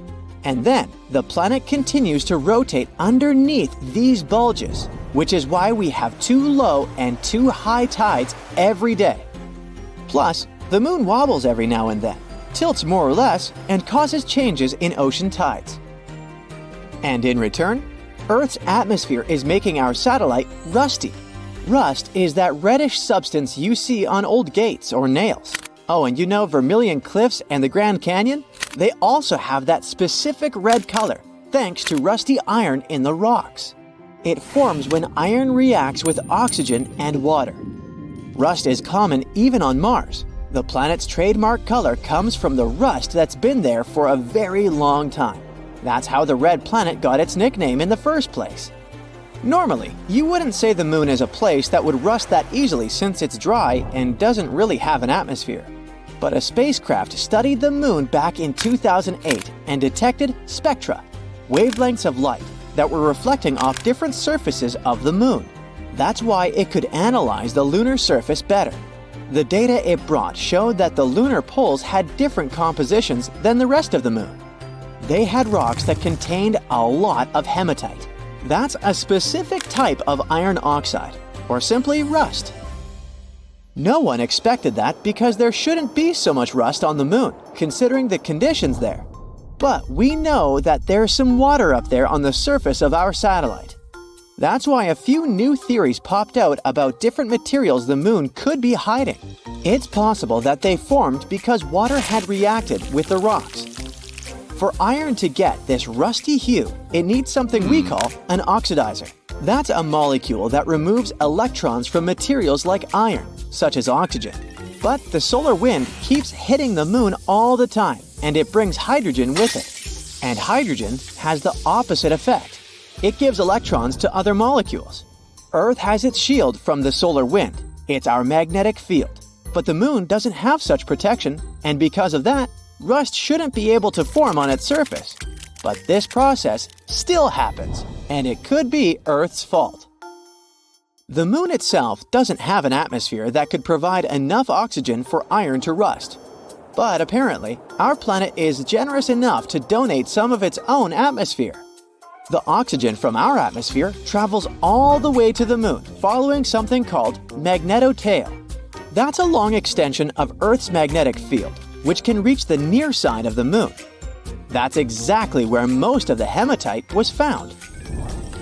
And during a full moon, the magnetotail blocks 99% of the solar wind, which would normally influence the moon more. It's like there's a temporary curtain over its surface, which gives enough time for rust to form. But there's still one important thing necessary for the appearance of rust: water. It's not like you can find water that easily if you decide to take a walk across the moon. Most of it is frozen and hidden in areas that always remain in cold shadows. Those spots are far away from where most of the hematite was discovered, so it's hard to tell how the water got there. But there's an interesting idea. All those dust particles that hit the moon might be freeing free molecules of water that are locked in the surface layer of the satellite.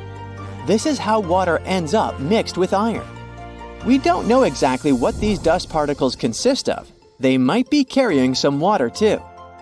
As they hit the lunar surface, this might create heat, which boosts the oxidation process, and more rust forms.